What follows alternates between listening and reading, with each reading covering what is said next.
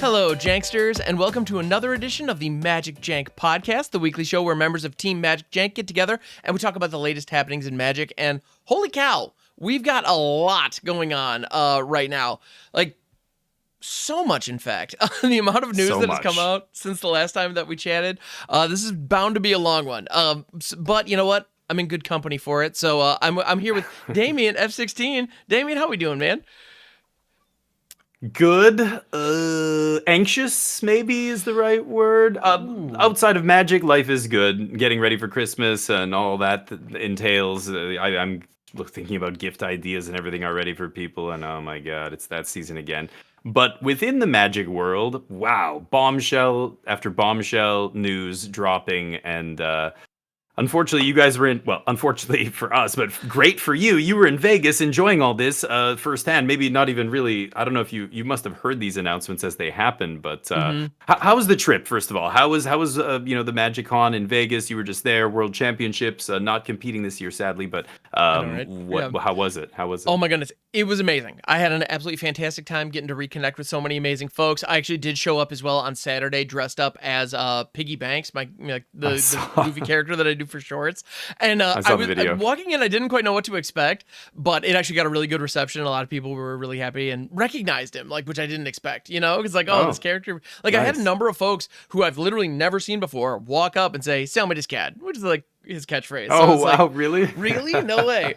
So I was like, who knew that the shorts on social media are actually reaching doing their job. Yeah. It was really affirming and a lot of fun. And I was there, so I did attend the various preview panels. Actually, I was hanging out with Carlo Ciferredo Jr., the other member of this podcast, and he actually live streamed a number of events that I was able to crash his live stream for, including the preview panel where a lot of the big headlines that we're going to discuss today came out. So if you actually watched them live, there was a really good chance that I was one of the two voices you heard providing color commentary as the still shot of the stage that was, if you saw that on Twitch over at C. Ferverdo Jr.'s channel, I was one of the folks there doing that because Wizards was recording it. And they have since posted those panels with the professional production on their YouTube channel, which, okay, amazing. But their live feed was showing the World Championship, and so it didn't show the preview panels. And so Carlo decided to fill that niche with his mobile phone. And it was delightful, actually. It was really cool. He's got a great mobile live stream setup that I'm incredibly jealous of. So, that was a blast. But so nice. We hung out, got to see a couple of other members of Team MagicJank as well. E-Philly and Headology were both there as well. Oh, yeah. Great time. Right. We wish you could have been there, man, because I know last year was an absolute blast getting to hang out with you in person. But and Hollywood and Isaiah was there. And how was it in terms of like compared to last year? Was it similar in terms of the layout and did they do anything better or worse than last time? Because now you've been to two of them in Vegas. Was it just basically the same as last year, just different people and that kind of stuff? But at the end of the day, I feel like the layout and everything was I honestly, it felt very good. I mean, not that last year's was excellent as well, if I'm honest. I had a great time at both. The one thing, the layout of the convention hall was suboptimal. Let me put it that way. Because last year, when you got off the monorail, which is, most of the hotels and things where people were staying, the monorail is the easiest way to get to the convention hall. Last year, the main entrance that every attendee would use was right there, right off the monorail. This time around, it was actually on the opposite side of the building. So you would get off the monorail and walk like a mile around it. Or there was actually the loop, which is like a shuttle service that we found out about the last day that we were there after Carlo and I had been hoofing it around this building. So you got your solid state cardio in there. You got a little. We sure did. Yeah. No, Piggy Banks was wearing the full suit but tennis shoes. That was a tactical decision. And it's November. Can you imagine if it was in July or something? Well, or like June next year. So hopefully the setup is inverted this time around, so the entrance is closer to the monorail, because that was the only negative. Like, getting into the hall really sucked, if I'm completely honest. But once you were in, it was great. And thankfully there were plenty of food vendors and stuff, so you didn't have to leave. That was so anyway. But all in all, A+. Like the Creator Central that Diana D'Amico was running did a phenomenal job. I hung out there the majority of the time. The amount of folks that were present. I also got to throw my little tokens at people, and they were received well as well. Anyway, A plus 10 out of 10. Nice. Would do it again. Looking forward to Chicago in a couple of months. We'll do it again. I absolutely will do it again. Who are we kidding? But yeah, so Vegas next year is going to be in June. So yeah. Well, a lot of things are going to be changing next year. Maybe we should get to that because despite how much fun was had and Magic was played, and a lot of it was casual and Commander stuff, and I know the Commander community just went through their big roller coaster ride of seeing some of the big expensive staples banned and all the drama, and we talked about all that. Yep. And now it's competitive Magic players, competitive constructed players, which who are now roiling. There's been a lot of feedback, good and bad, but around these announcements. So why don't we break down? First of all, before we even get to what Wizards announced for the future, let's just recap maybe the event itself. So World Championships just happened, right? I watched all of day 1 and half of day 2.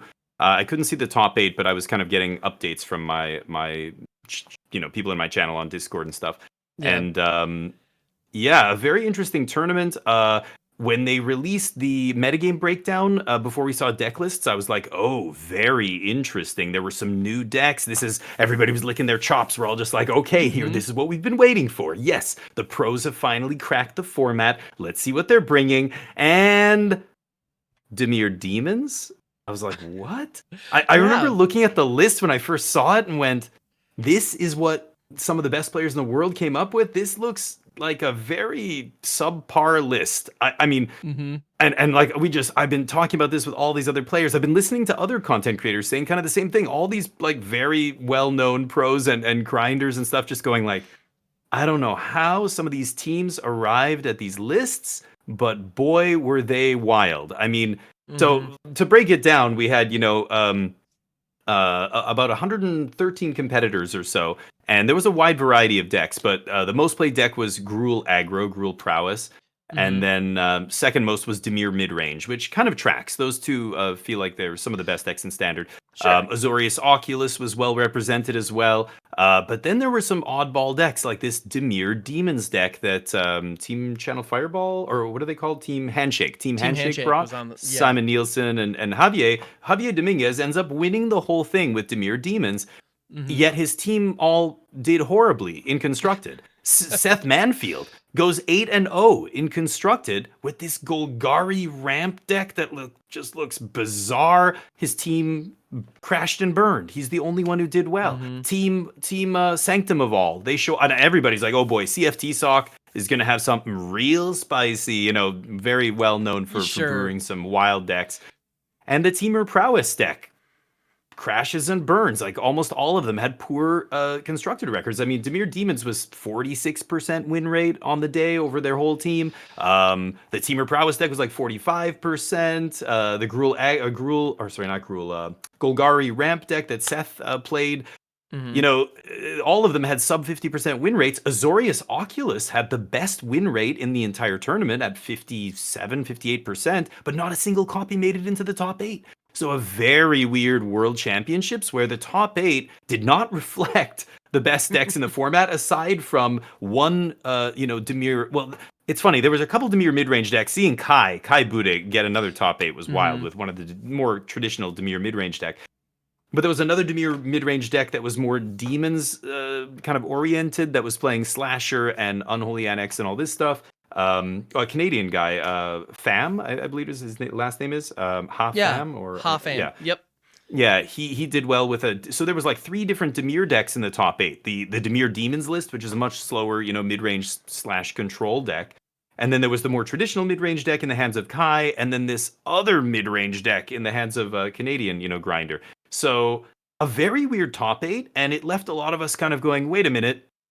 This is the tournament that's kind of, going to lay down the framework for Standard going forward as we move into this regional championship qualifying season that's about to start right now, very soon. So a lot of people were going, well, a lot of these decks don't look like metagame decks. They look like one tournament decks, which is what we see a lot in Worlds. We saw it a lot more when Worlds was a much smaller tournament with like 32 players. Now it's much larger tournament, but still not like 113 players. Like that's like a Magic Online challenge. That's like we have bigger tournaments. The one that just happened in Japan was more than twice as big as that. Like 250 players. So this was a weird tournament. I think a lot of these pro teams came with decks that were a little bit inbred for the tournament. So, a lot of players are looking at these decks and then, playing them on the ladder and playing them in the challenges. Like I'm seeing Dimir Demons all over the ladder, and God, it is not a great deck. It lines up poorly against a lot of the other decks in the format. These are pro players. Like that's a part of the reason I think some of these decks did so well. Seth is a legend, and for him to do well with this weird Golgari ramp deck, and like it was very interesting to see. So I don't know how you're not as competitive constructed player as me or some other players, but what did you think about these decks in the top 8 and in the tournament? It's fun. You're absolutely right. Like I know that of all of our regular hosts, I think I'm probably the least like competitive metagame minded out of all of us. I'll be the first to acknowledge that. And it's funny because I know that you and Carlo have both been pretty high on Dimir as of late, but I have a feeling this isn't what you thought when you were saying that the Dimir deck was going to be good, right? Yeah. I mean, the shell is good, right? But, sorry, go ahead. I mean, they're good cards. It is what it is, right? Yeah. But so anyway, like at the end of the day, it's wild because I would say that the Oculus deck is definitely something I would have assumed would be a major player, and so I'm not surprised that it had some of the best win rates. It had the best win rate on the weekend. The fact that not a single copy cracked the top 8 is wild to me, and I was expecting the Gruul Prowess deck to that was going to be the one that I was the most curious about one way or the other. And coming after day one, the defending champ, Jean-Emmanuel Deprat actually was on the Gruul Prowess deck and was undefeated day one. So, I mean, I thought that was going to be a shoo-in for top 8. The fact that didn't end up happening was wild. Also, just a little detail as far as, when it comes to, I didn't actually get to watch much of the tournament at all, because if you've never had the privilege of watching a Magic tournament in a convention hall as it's happening, you realize you really can't. There isn't a good way to show it, because at best they have monitors with no audio facing away from the players that you can watch. But like the tournament, experience viewing from home is excellent, where you have professional commentators and detailed breakdowns of what's in each player's hand and all that jazz. Yeah.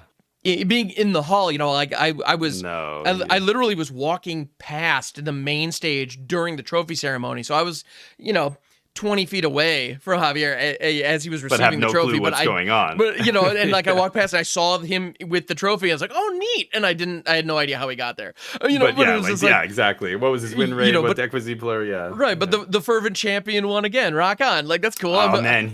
He's such a legend. Absolutely. And we're talking about like this top 8.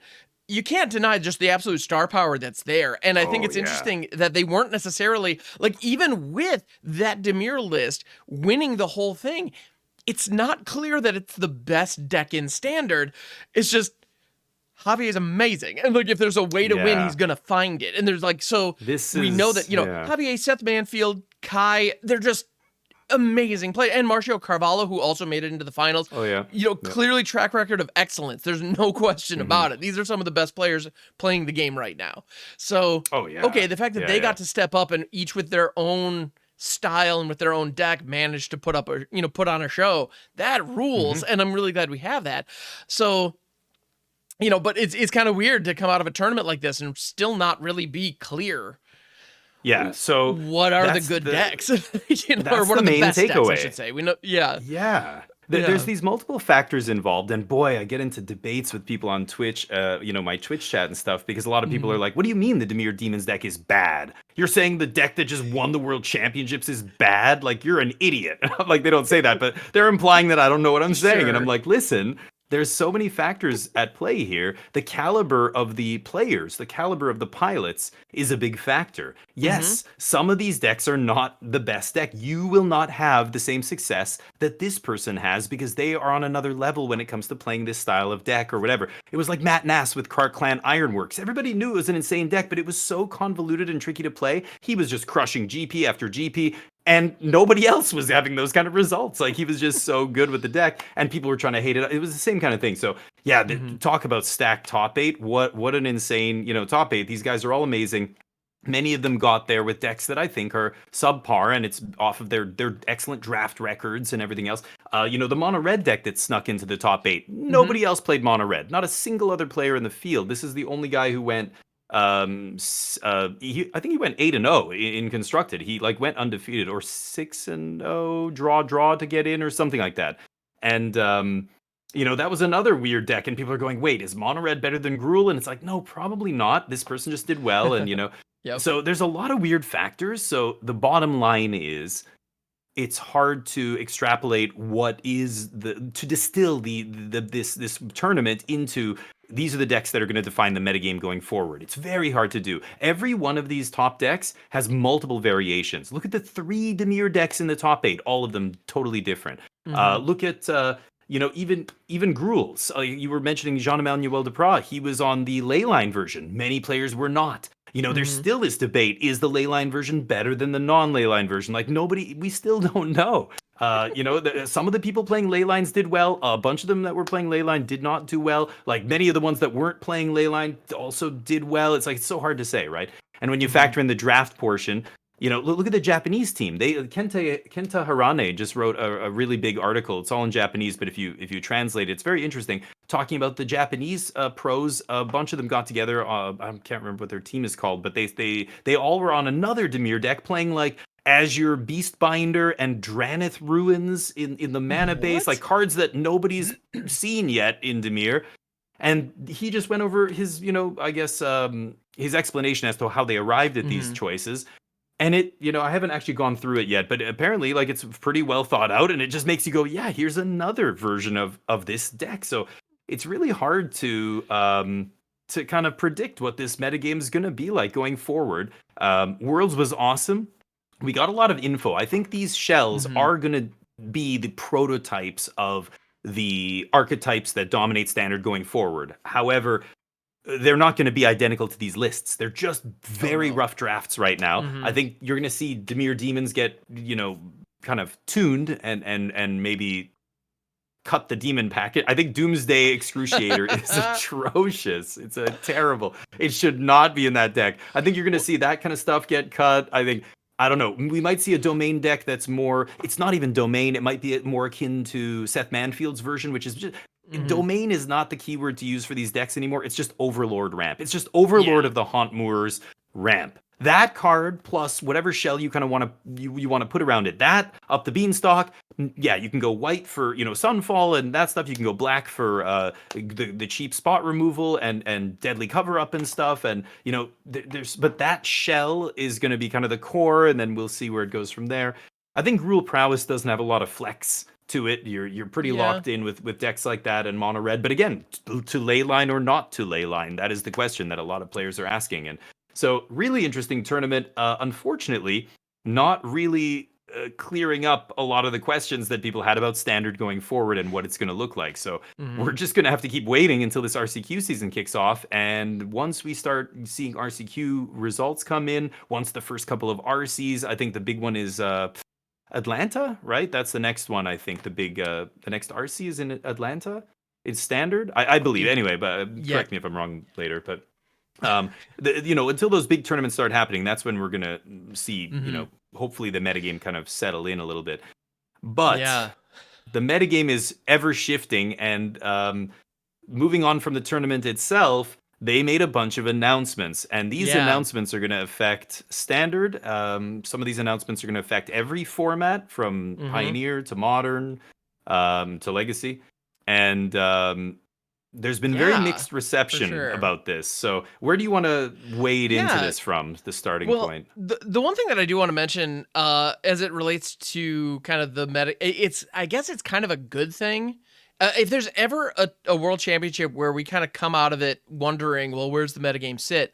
It's probably the one that ends like 2 weeks before a new set drops. It's probably a fine, place to be, because Foundations is going to be injecting into Standard here very shortly. And it is large. It is a big pile of cards. It's a big pile of cards that includes a lot of very powerful cards. At this point, as of this recording, they have just recently spoiled the whole thing, so we've seen what's coming. There were a handful that we knew were coming that were going to probably change things. Landworld's Day of Judgment and whatnot, Omniscience, all those. Right. We knew those. We've known those for a while now. And a lot of other incredibly powerful cards have been spoiled there too. So I have complete faith that something is going to change, and there will be new decks that kind of step in and either help shore up some of these existing shells, or maybe, I'm hopeful that there is something, maybe with Landward Elves, some flavor of mono green can finally be viable again. I don't know, but whatever the case may be, there's going to be a lot of experimentation, a lot of stuff's going to happen, leading into this, next tournament season. So it's going to be wild. It's going to be absolutely wild. And beyond that, with other new sets that are coming out, starting with next year, they did unveil the complete all the new sets that are going to be coming out next year, and except one. There's one that still hasn't been unveiled, but a couple of the changes that they've made were the biggest one. So as to not bury the lead any further, is that Universes Beyond is now going to be coming into Standard. So at this point, they have announced that, prior to these announcements, they showed that they were going to be collaborating with Marvel, and we got more details on that, and we knew a Final Fantasy set was coming. Well, it turns out that the Marvel, in addition to a couple of secret layers, which are, coming out, like, as we're, I believe the day after we record this even. So as you're listening to this, they might be available or already sold out, depending on what minute you listen to this in. But so there's those. But there's going to be a Spider-Man complete set, like a complete draftable standard legal Spider-Man set that's going to be coming out after the Final Fantasy set. Yeah. And not only are we getting those sets, but they've also announced 3 in-canon sets to go alongside them, which brings out a total of 6 full standard sets that will be coming out in 2025. So as content creators, we're all going to be just highly caffeinated, and the whole year is going to be a blur because we will have so much to talk about. It's unreal. But it's almost, go ahead. The big picture, like the first question, is this too much? Like, let's just we'll get into the Universes Beyond, but like, is this going to be too many products? And 6 sets, in a calendar year. How do we feel about this? Yeah. One set every 2 months on average. It should be. And one of the, like, as an addendum here, one of the other things they announced was that rotation's going to happen in January now, instead of arbitrarily in the middle of the year, September or whenever, it was before. So you can tell they're lining this up. So rotation happens, and then, 6 sets, and it's going to line up evenly. So a set every 2 months. And things are going to rotate at the top of the year, and then there's going to be a full 3 years of 6-set standard. So this is obviously got a lot of players concerned for many reasons. The first issue, obviously, with this many sets, this much product coming out in such a rapid fire kind of cadence, is the financial burden it places on players. Now, we all complain about how expensive this game is all the time. Doesn't matter if you play Commander or competitive or anything. I remember even Pauper, people complaining about the price of Oubliette before they reprinted it. But price is the big thing that a lot of people are just flabbergasted by when it comes to Magic. We all saw that $2.5 million One Ring get sold. A lot of people who don't pay attention to Magic perked up and went, wait, what? Holy crap, like that is insane. Now, like, you break it down to the level of a competitive player. If you played Esper Rafine, if you had built the Esper Rafine deck, at the start of when Streets of New Capenna came out, it had all sorts of pieces come and go. But that shell, the lands you crafted, the key pieces in the deck, they didn't change for 3 years. And you could change a little couple things here or there, but for a lot of that standard, or at least for stretches of 6 months at a time, you could have played the same deck over and over and over. You could have put the deck down, come back, taken a break from Magic, come back to it, and pick it up again. It would have been the same deck. Magic's a weird game. I never say goodbye to Magic. I think you always say see you later. Whenever I hear Magic players say they're never going to play Magic again, I know that's a lie. They're going to be back. A lot of players take breaks. When I'm not a big fan of Standard, I think it's a terrible format right now, whatever, I take a break from it. Maybe I play other formats. Maybe I play... Limited's the same. I'll do a ton of drafts when I love the set. When I don't love the set, I don't do much drafting. I just play other stuff, or maybe even other games. But I always come back to Magic. I always come back, and a lot of times when I come back, my Standard deck is still viable if it's only been a month or two break. The issue with this many sets coming out so quickly in such a quick kind of pace is...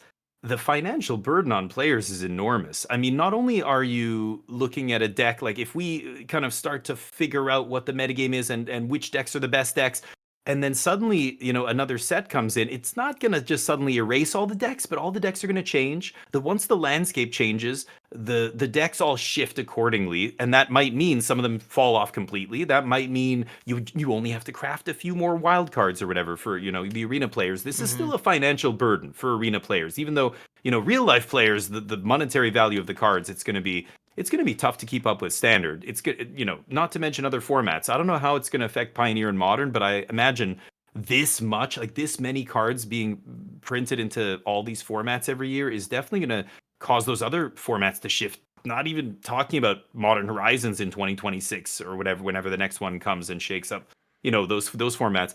But even on Arena, like crafting wildcards, even now, without putting money in every single set, I can't craft all the decks in Standard, all the top decks in Standard. There's Limited players who all they do is play Limited. They have tons of wildcards, tons of gems and stuff, because Limited is a much higher EV proposition. Playing on the ladder, I mean, what you get for going to Mythic every month is peanuts. It's a few packs. It's not, it's not enough to craft like 5 or 6 tier 1 decks with, 30 something, 40 rares in each one or whatever. So yeah, this is a big issue. A lot of players are very concerned about the monetary, the money factor, and how expensive this is going to make it. It's going to make it so expensive to keep up with competitive Magic, because as we know, it shifts constantly. And even when the format, if we don't get a set for 4 months or 3 months, 4 months, whatever, until the next set, even within those 4 months, it's still shifting, right? I mean, there's still churn every week as different decks rise, and then other red decks rise up to beat those, and then, we keep going around this rock, paper, scissors thing that, we always refer to it as. Now there's no time for things to settle, so I'm not sure... like, the format's never going to be solved. As soon as people start getting to the point where, we're figuring out what the best deck is, it's going to change again. It's going to be crazy. And I just can't... I'm trying to see it in a positive light, but I don't see the light at the end of the tunnel here. I don't see the how this could be better than not having as many sets. This is just going to be a much bigger burden on players, and that for arena players, for real life players. So that's the first thing I think that is the most obvious thing. The burden on competitive players is going way up. But the next thing, the universes beyond stuff. Now, this is something that everybody has different feelings about. I think the writing's been on the wall for a long time. I was called a doomsayer and everything when I said this is the inevitable conclusion of this when Godzilla cards first came out. And I thought the Godzilla stuff, at least they're real cards, but this is them testing the waters. Like the end game here is, well, where we are now. And we're going to see, Marvel sets and Final Fantasy and God knows what else down the road. There's a SpongeBob secret layer coming out. I know a lot of people were joking about that. And how you view this, everybody has a different opinion. A lot of people love these IPs. I played Final Fantasy since original NES, very first one. Big part of my, my childhood. Final Fantasy 7 on PlayStation 1. My brother and I had the strategy guide, and we were just obsessed with that game. I love these IPs. Marvel, I was a big comic book nerd for many years, still am to an extent, but kind of getting, Disney kind of killed it. They oversaturated the movie industry with that stuff, but regardless, I like these IPs, and as somebody who likes these IPs, I don't want them anywhere near Magic. I feel like it sucks the soul out of the game. Magic has its own identity, its own soul, its own mythos and lore and world building and everything else. As soon as we start going down this road, I mean, if it was once every, year or two, we got one thing, that's something, but multiple sets each year, these other IPs are going to take over the game very quickly. And I know why they're doing it, and it makes sense. They're a business, but it's going to bring in a lot of new players. I just don't understand, like, if a new player says, "Oh my God, I love Final Fantasy," or "I love Spider-Man," it's coming to Magic. I'm gonna buy this. I'm gonna go to pre-release, or I'm gonna buy this starter deck or whatever for Magic. How many of these players who get into Magic because of these other IPs are gonna stick around and keep playing Magic once they realize they're gonna take their pre-constructed deck to their first Magic tournament and get trounced by a bunch of non-Spider-Man cards and go, this is not what I expected. Like, what is this? This is not, and I don't think many of them are going to stick around. I think it's a short-term gain by doing this, but it is a gain. And I just feel like Magic is losing its soul, and it's becoming, I mean, it's no surprise that once it got, purchased by a massive soulless corporation, it's become more and more soulless as the years have gone by. And now we're at the point where I don't even think it has its own identity anymore. They're just chasing whatever the hottest IP is. And so I'm not a big fan of this, but I will not, yuck somebody else's yum. And hey, if you love, these IPs, that's great. And I'm sure you're going to love a lot of these cards. Like, Magic is such an incredible template to put these other kind of veneers over top of, that the cards will be probably cool. It'll be fun to play with them. But I mean, Spider-Man set, 250 cards? Everybody always thinks, well, yeah, Spider-Man's going to be in it, and Venom, and blah, blah, blah. And it's like, yeah, but that's only a handful of cards. They have to fill this set. What do you think they're going to fill this set out with? You're going to have cards like Aunt May's house. You're going to have a land like the Daily Bugle or whatever. You're going to have the most bizarre cards, and it's going to be so strange to play with stuff like that. I don't know. And then as more and more of these Universes Beyond sets come out, I mean, Final Fantasy has a lot of characters too, but they're going to have to reach for stuff here, right? And enchantments, what? Yeah. Well, I think with Final Fantasy, they have more than enough material to draw from, just because each set has completely unique characters. I think of the two, Spider-Man is going to feel a little more stretched, whereas I guarantee you, the day that the full Final Fantasy set gets spoiled, you are going to see on social media people screaming, "I can't believe X isn't in the set," or "How do you make a Final Fantasy set without including?" And some of those are going to be really obscure deep cuts from Final Fantasy V that didn't even get a release in America until you're right. Final Fantasy. So there's going to be 15 games, right? Yeah, there's 15 games, and all of them are set on unique worlds with unique characters and massive casts. Yeah. So I have a feeling Final Fantasy, they're not going to have any problem finding 250 cards. The fact that it's just Spider-Man. It's not Marvel. It's just Spider-Man. His rogues gallery is huge, and there have been a ton of people who've taken the mantle of Spider-Man. So it'll probably be fine. But you're right. There are going to be some filler. There's going to be some filler in that set. No question. And it's going to be weird filler to me. I don't know. And I don't mind Streets of New Capenna. Okay, that looked like a human city. The Art Deco, 1930s style, 1920s, whatever. But it still felt like Magic. It's okay for them to do that and magicify it. You know what I mean? It was like Throne of Eldraine. It almost a lot of the sets recently have felt almost like they were ripping off other IPs without making it official. There was all tongue-in-cheek stuff about, you could tell this was okay, Lovestruck Beast, yeah, I get it, Beauty and the Beast, and there's this that's but now it's just, I'm going to be playing, there's going to be lands that are actual physical places in New York or whatever, or the Marvel Avengers building, or it's going to be so strange to me. But anyway, it's just going to feel like a different game, and I don't know how it's going to affect me. I can't say. I don't know if that's I'm dreading my feeling, because already I feel very apprehensive about this. I don't like it.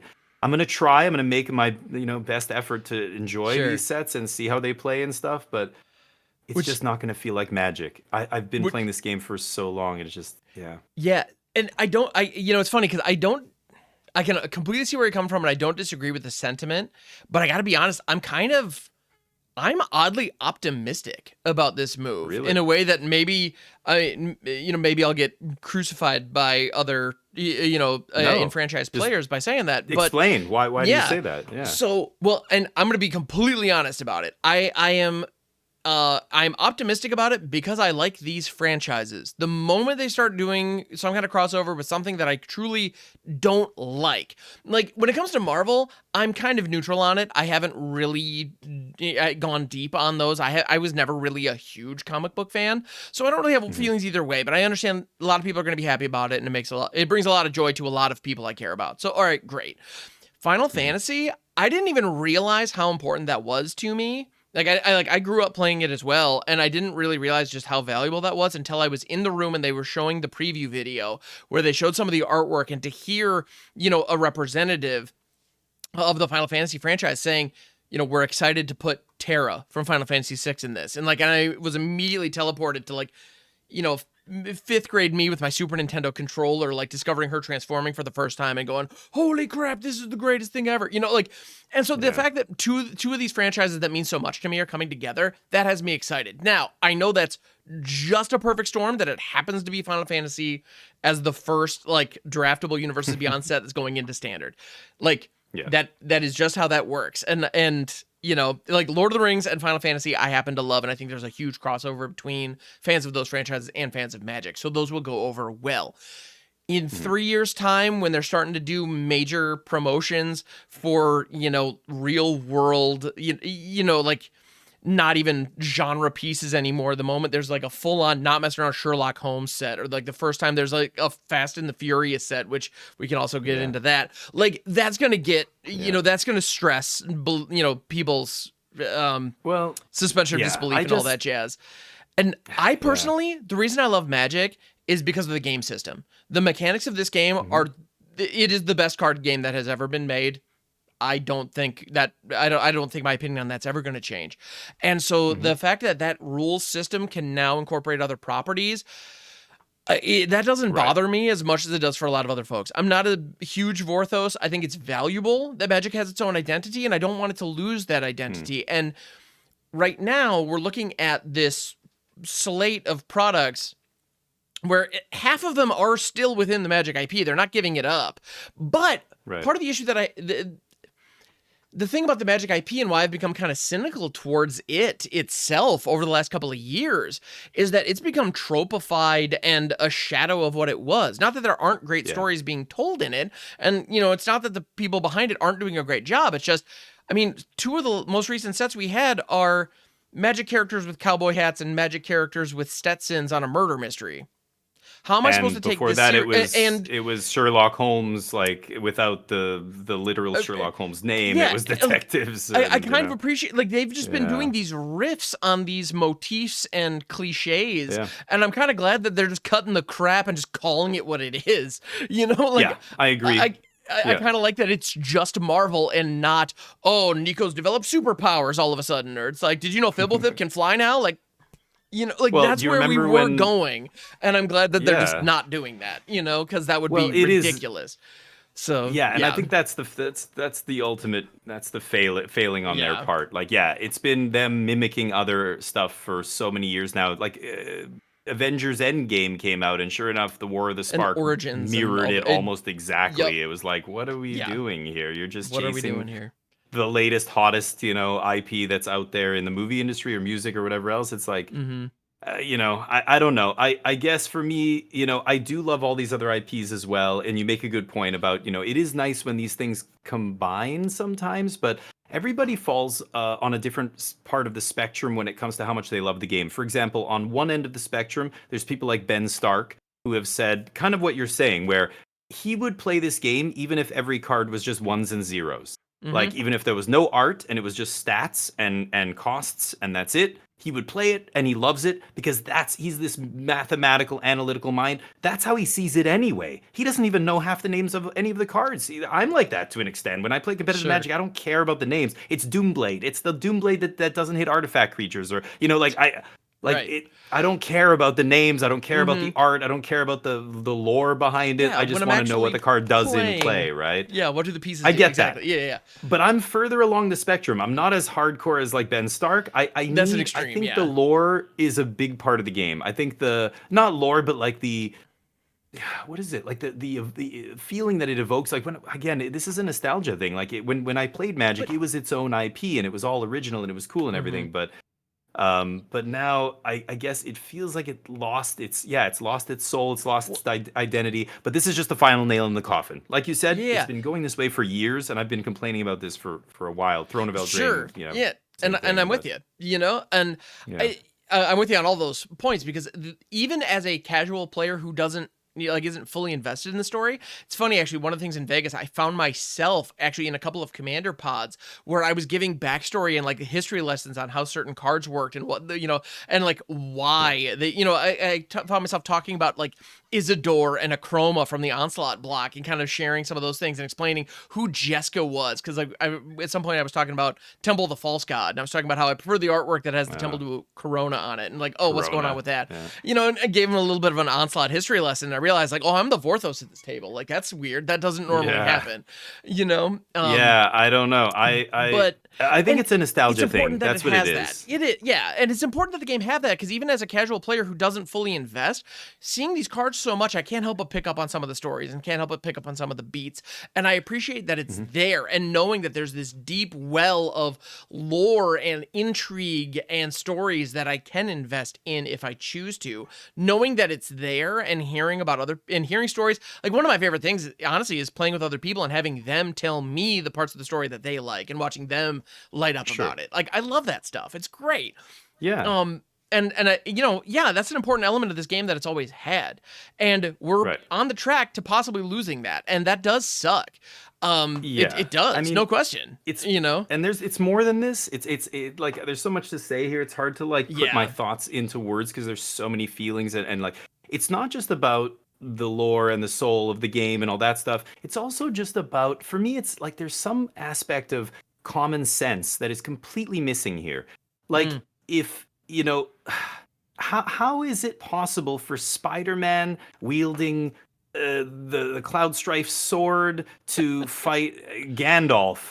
Like, none of these characters would do any of these things in their own lore. So how does it make any sense for any of this to be all together in the same game? It doesn't make any sense. It's like Not Fortnite really. When Peter Griffin is running around firing at, Travis Scott and I don't know, whoever else is in that game. It's like, it's so dumb. Like Aunt May's house, what I was referring to, or some, location in Spider-Man is going to be like an enchantment, because that's how we have to shoehorn it into Magic. That doesn't make any sense, and it doesn't make sense for Spider-Man to be in this universe at all. Like, that's my problem. It all just seems so forced, so crammed in there and like ham-fisted. I don't know what to do. Well, and it's funny too, because like, if you talk about things not making sense, Magic has always had rules, like board states that didn't make sense. Like, I'm gonna shove a dinosaur. I'm gonna have this dinosaur crew this car, which is gonna crew a bigger car,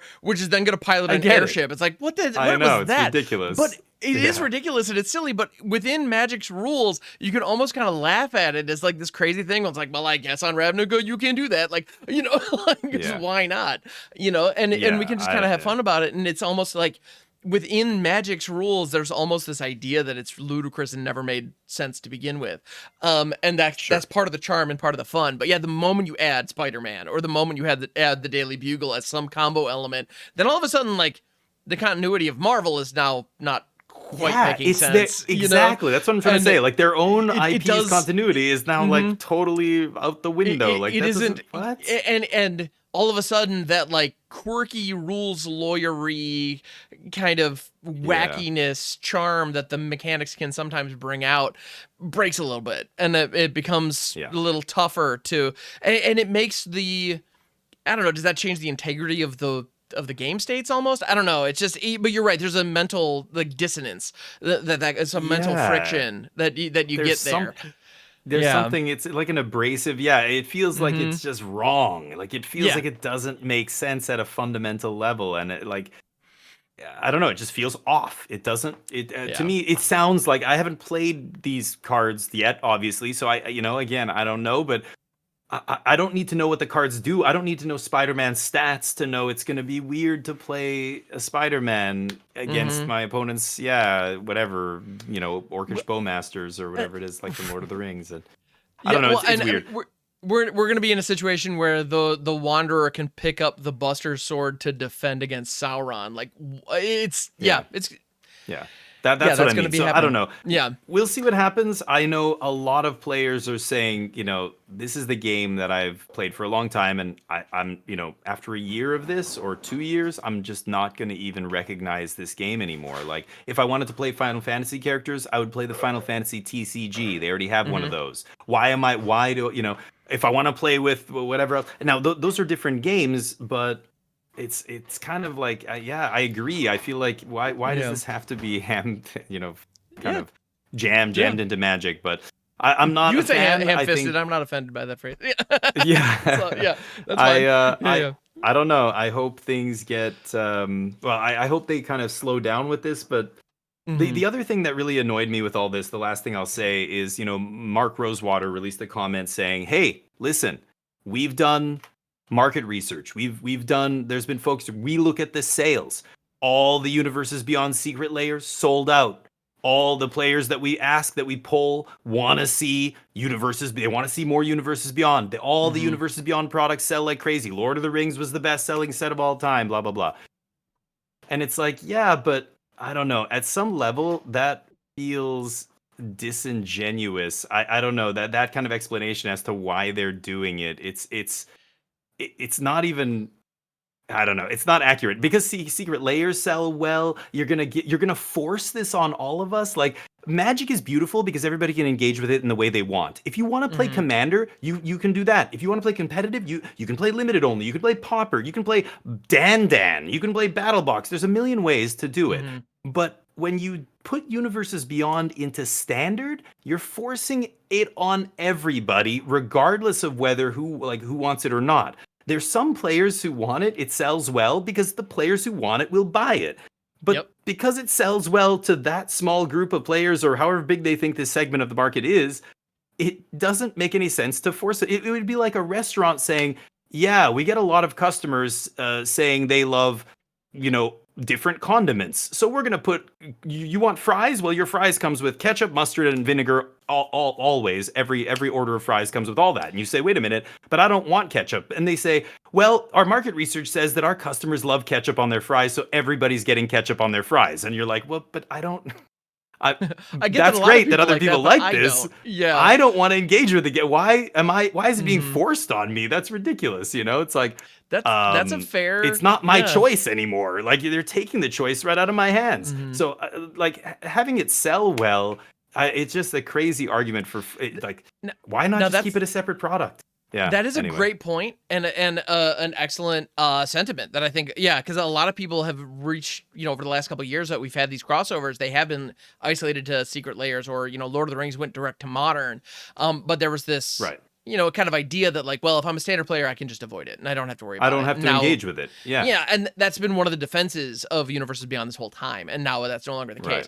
Now, the one side, to play a little bit of devil's advocate, and again, one of the reasons why I'm kind of optimistic about this is right now, if you wanted to engage with, so if I'm a huge Lord of the Rings fan, but I haven't played Magic before, but maybe my friends are into it, or I've heard good things, maybe now's the time to try it.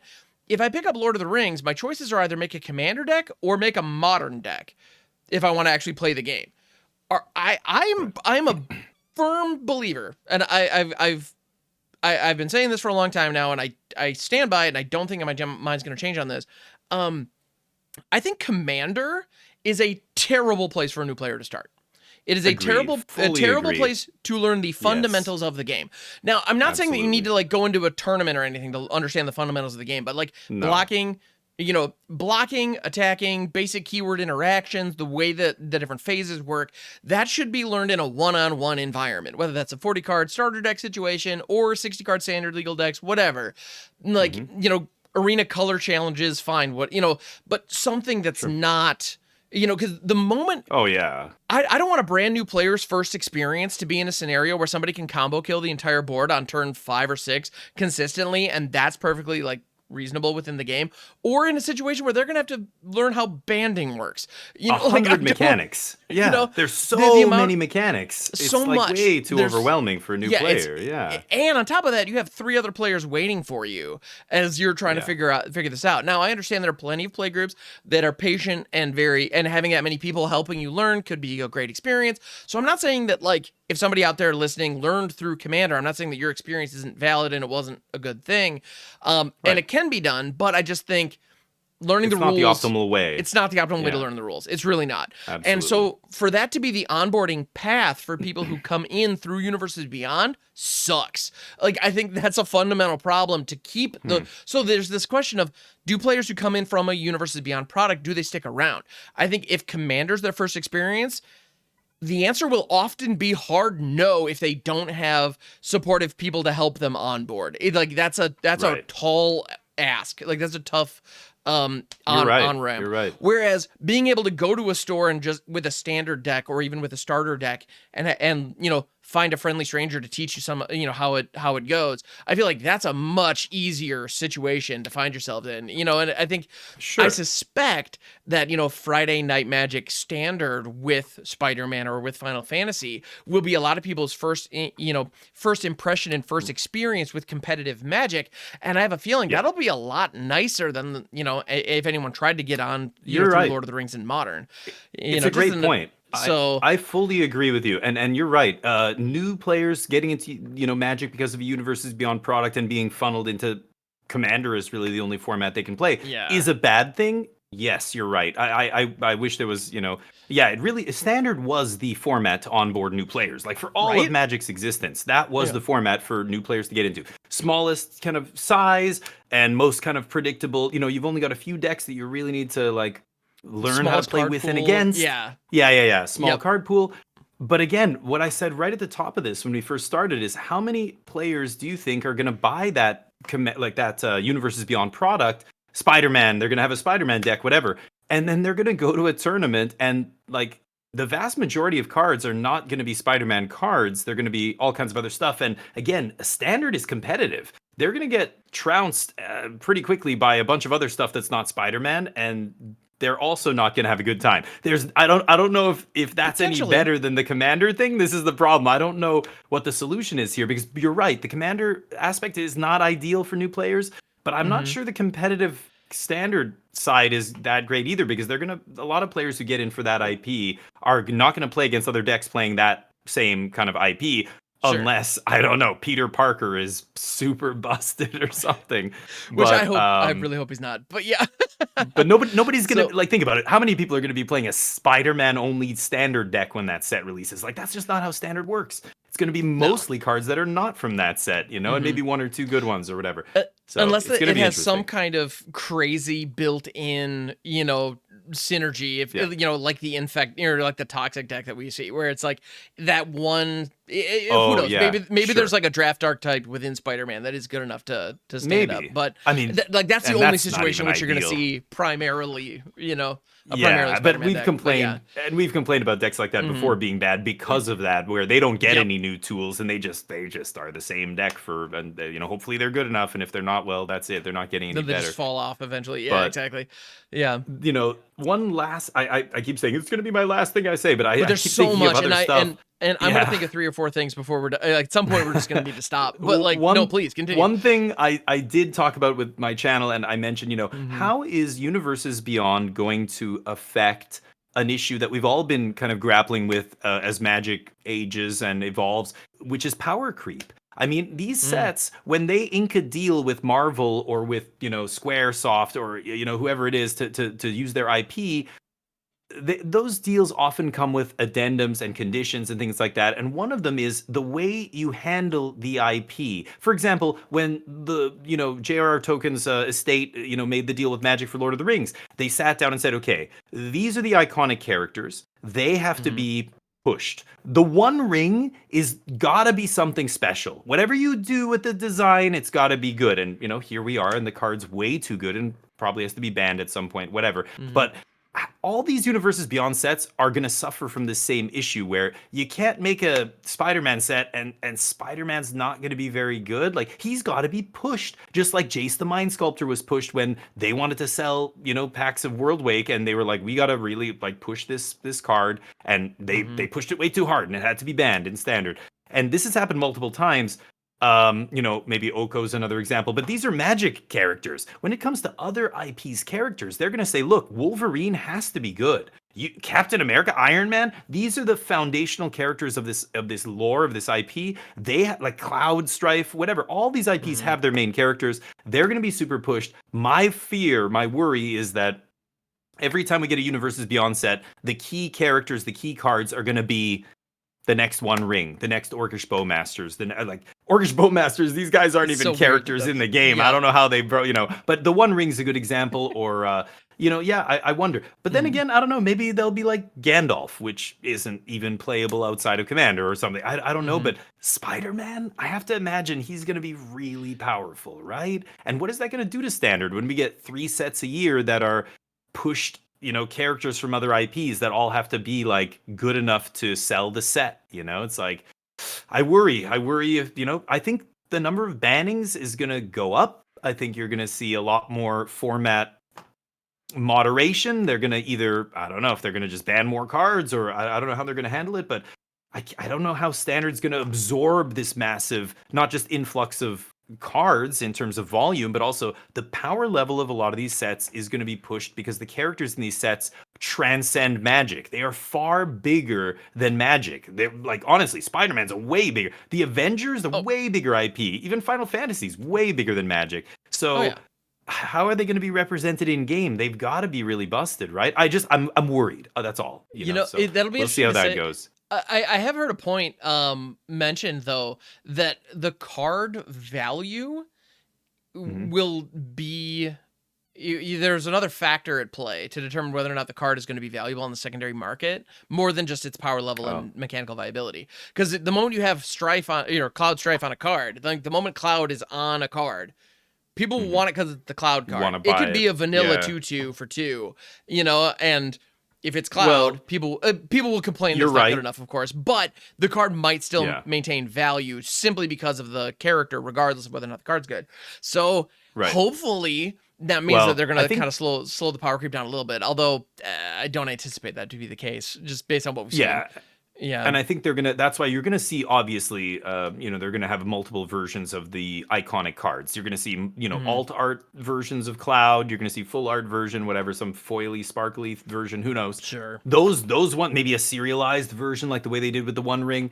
Those are going to be worth crazy money. And hopefully that's where all the whales and the speculators and all that stuff end up. And the normal version is like still cheap. That would be great. Because if Cloud Strife's busted, it's going to be not only expensive because it's powerful, but it's also that added layer that you mentioned. Yeah, absolutely. So hopefully the alt art versions are the ones that like the people buying into the game from outside of Magic who are they just want the Cloud Strife. Maybe they're going to go for the fancy version, hopefully, but we'll see. Lots. I'm also I don't know. I would also be very interested to see how they handle reprints in these sets. Because are they going to do the Godzilla treatment for the main sets or no? I think they have to. Like, I don't know how they're going to come up with all these cards. And like Spider-Man, the lore. Like, I'm trying to think of 250 cards. Some of them are going to be really obscure. I don't know, references. Probably. Remember, this is Marvel. Sorry, is it Marvel's? Marvel Studios is the one that Disney owns. Marvel Comics or Marvel. There's two entities that still have control of the Marvel IP. Disney has the some of it, like this. They bought Marvel Studios. I think the deal that Wizards is making is with the other Marvel. So you're gonna see like weird. You're gonna see a lot of comic book references. Like it's not gonna be a bunch of stuff from Homecoming or whatever the Spider-Man movies MCU, are. It's gonna be like it's not gonna be MCU. It's gonna be like really obscure comic book references and stuff. Which I don't know. I don't know where they're going to go. They're going to have to dig deep. So we'll see. It's going to be very interesting. But yeah, it will be interesting for sure. Now, what I wonder, okay, prediction time versus Spider-Man. Who do you think is going to be stronger, Peter Parker or Miles Morales? Which card do you think is going to be better? Oh, God. I mean, who knows? I would think they would push the original Peter Parker harder. Probably. But Miles Morales is insanely popular. I like the Miles Morales movie better than the Spider-Man movies. So I don't know. Yeah, maybe. But who knows? They might also just flub it in design. They've done that before too, where they thought they pushed something and it ended up not being good. And another card they didn't think was pushed, it ends up being super busted. Right. But we'll see how it goes. This is going to be a ton of product and a lot of very big, changes in terms of the cards that you're going to see across the table from you when you sit down to play a very high level Magic event. Like next time we watch World Championships, we might be watching Miles Morales or Peter Parker, or Aunt May's house, the enchantment or whatever. It's going to be Aunt May mid range versus Kefka control. It's exactly. Can't wait. So that was a big one. That was a big change. A lot of people are talking about it. Let us know what you think in the comments. Everybody's got an opinion on this, and there's no right or wrong here. Like, we're all just everybody likes different stuff, and we all engage with the game in a different way, like I said. So this is going to be good for some people and bad for others, and everybody's right. Like, the people who don't like it are right. I think absolutely. Those feelings are totally valid. The other people who love it are also right. Yeah, so we'll see. But moving on, so I did mention that the rotation is also changing. They're going to be rotating now at the beginning of every calendar year, which kind of makes it a little bit more simple for keeping track of what's legal and what's not. But yeah, standard is going to be massive by the time we get to the first rotation. So we'll see how that goes. But yeah, when did they say that was going to start? In 2026? I believe they said. They said it was actually 2027 is the first time. So the next two rotations that we're going to experience are still going to be those late Q3, Q4 rotations, and then in 2027 in January we're going to have a. So actually, I think what's going to happen is next year. So 2025 we're going to have that Q4 rotation like we've had forever, and then some sets are leaving. And then, do you know which sets are leaving exactly? Sorry, I don't know. I think Wilds of Eldraine is going to be the oldest one that's still legal. Okay, so Dominaria is gone, and okay. Yeah, I believe that's Brothers the case. War. Yep, Dominaria, Brothers War, and all will be one. There was a time when I was very much I think all will be one of March of the Machine. I believe are all going to leave. Yeah. So we're going to lose those four, and then Aftermath I think is also getting swept up in there. Not that. And then 2020. And then so in 2026. I don't believe there's going to be the Q4 rotation. Instead, they're going to bump that to January 1st, 2027, and that's when that's going to happen. Rotates. So, and then we're locked onto a calendar year, just for simplicity's sake. Which, that's one of those where locking it on, not having it coincide with a set release, I think will change things a little bit. Like. Talk about a lame duck standard. I mean, after there's going to be a holiday release, and then there's going to be like a month or a month or so where standard's going to be one thing, and then it's going to change. Like, that's going to be weird. It's going to be weird. I'm assuming that they're just not going to schedule any major events there, so that paper players don't find themselves kind of scrambling to put some weird thing together. And then it's going to be strange. All of a sudden, the content creator trope of putting out rotation-proof decks all of a sudden is a little more important for that time period, I suppose. But anyway, so that. It'll shift things around a little bit. I think of all the changes they announced, that might be one of the more minor ones, but we'll feel it. It is gonna it is gonna change things. I just noticed a lot of people not mentioning it, and I was like, that's something they said, and that's a kind of it's a change that we should all be aware of. So it is interesting. I think it'll be okay, but like you said, the one awkward thing is that the rotation no longer lines up with set releases, which is gonna make for some gaps in the kind of metagame, or it's gonna be very strange. We'll see how that goes. But the other rule change they did make is again with the aim of streamlining things. And as somebody who's played the game for a long time, they've done this many times. They, got rid of mana burn and damage on the stack at one point, and those were good changes. Like, this was a way to, that stuff was so overly complicated. Magic was an extremely complicated. It's still a very complicated game, but back then it's unnecessarily complicated. And again, it's a big barrier of entry for new players. Like, it just. So let's talk about the current rules change, the one they just announced. And this is going to take effect in when is I believe this with the release effect? of Foundations. With Foundations, right? Yeah, when Foundations releases, they're changing it so now damage order is no longer a thing. And if you're wondering what the heck does that mean, that's why they're getting rid of it. Because it's up there with damage on the stack is one of those things that's it plays the way you want it to most of the time, but if you understand the rule, you can kind of take advantage of it. What is it? Tell us what it is. How did it work before this change? So yes, so as of this recording right now, and prior to this change going live, when you attack with a creature, let's say for simple math's sake, I'm attacking with a 5/5. if I'm attacking you and you decide to block with multiple creatures, there is a step where I get to choose after you've declared blockers before any round of priority, where I can choose in what order does damage get assigned to the creatures, right? So if I'm attacking you with a 5/5 and you've got 3 2/2s, I can say, well, I'm going to hit your Grizzly Bear first. And then then whatever damage is left over after the Grizzly Bear is dead is going to go on to the next ones. Well, then in response, you could give your Grizzly Bear indestructible, and now all of a sudden, like or you could give your Grizzly Bear a +5/+0, or +0/+5 buff or something. Buff the toughness like crazy, and now all of a sudden, no matter what I do, all the damage is going to be assigned to that Grizzly Bear first before any of it can transfer over to the others. After the rule change, in that exact same situation, you declare what you're going to block, and then we go to damage. There's a round of priority still, so you can still buff the Grizzly Bear, but after you've buffed the Grizzly Bear, now, before damage is dealt, I get to say, well, I would rather kill your other twos and leave that one untouched, because I know I'm not going to kill it anymore. And so now the attacker has a little more agency, prior to the damage. And so the combat tricks all of a sudden on defense become far worse, frankly.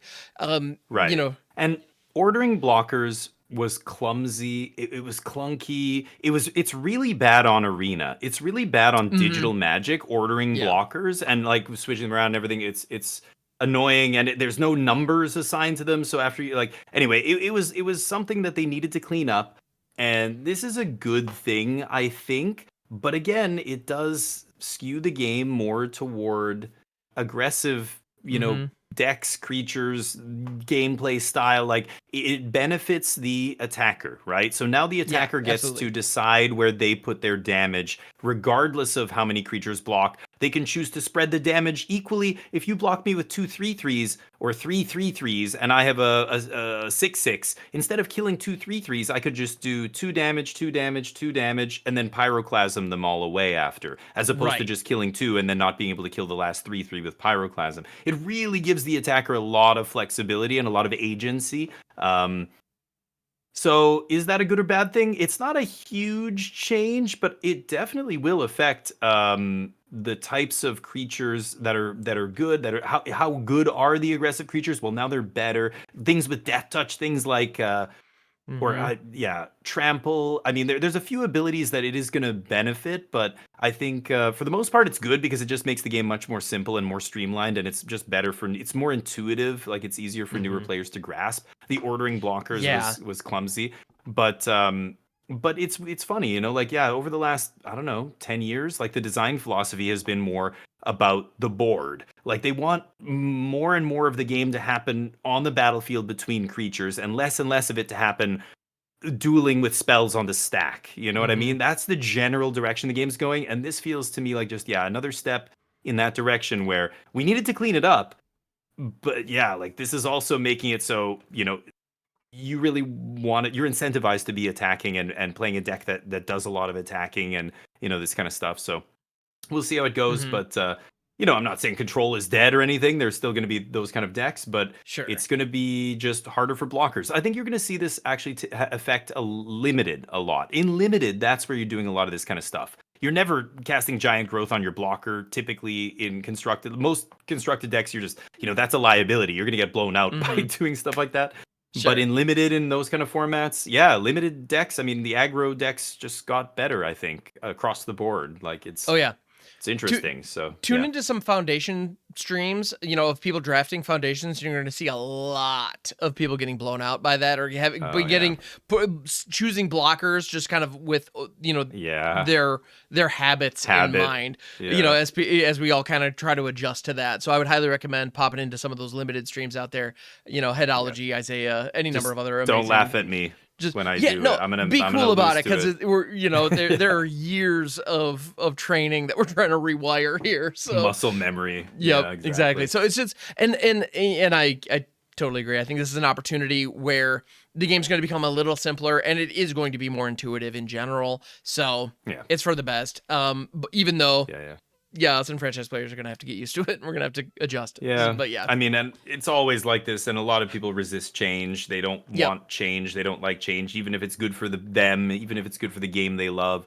So it was the same with Mana Burn. People lost their minds when they took all that out. You're dumbing down the game. You're making it too blah blah blah. It's like, okay, slow down there, Turbo. Give me a break. It doesn't have to be insanely complicated so that you can, because I've got to be super smart to be good at this game. No, like, make it much more welcoming for newer players. It'll benefit everybody. Don't you want to be playing this game 10 years from now?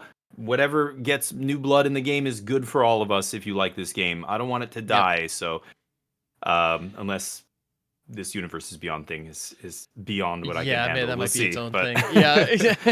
But I think it's a good change, and we'll see how it ends up affecting limited in particular, but even constructed to an extent, and it'll take some getting used to. Well, and as somebody who prefers being more proactive, I'm all for it. But that's you're for it, yeah. And I'm not. I like defending, so it's not great for me. But moving on. So those are the big changes that have come down the pipe, right?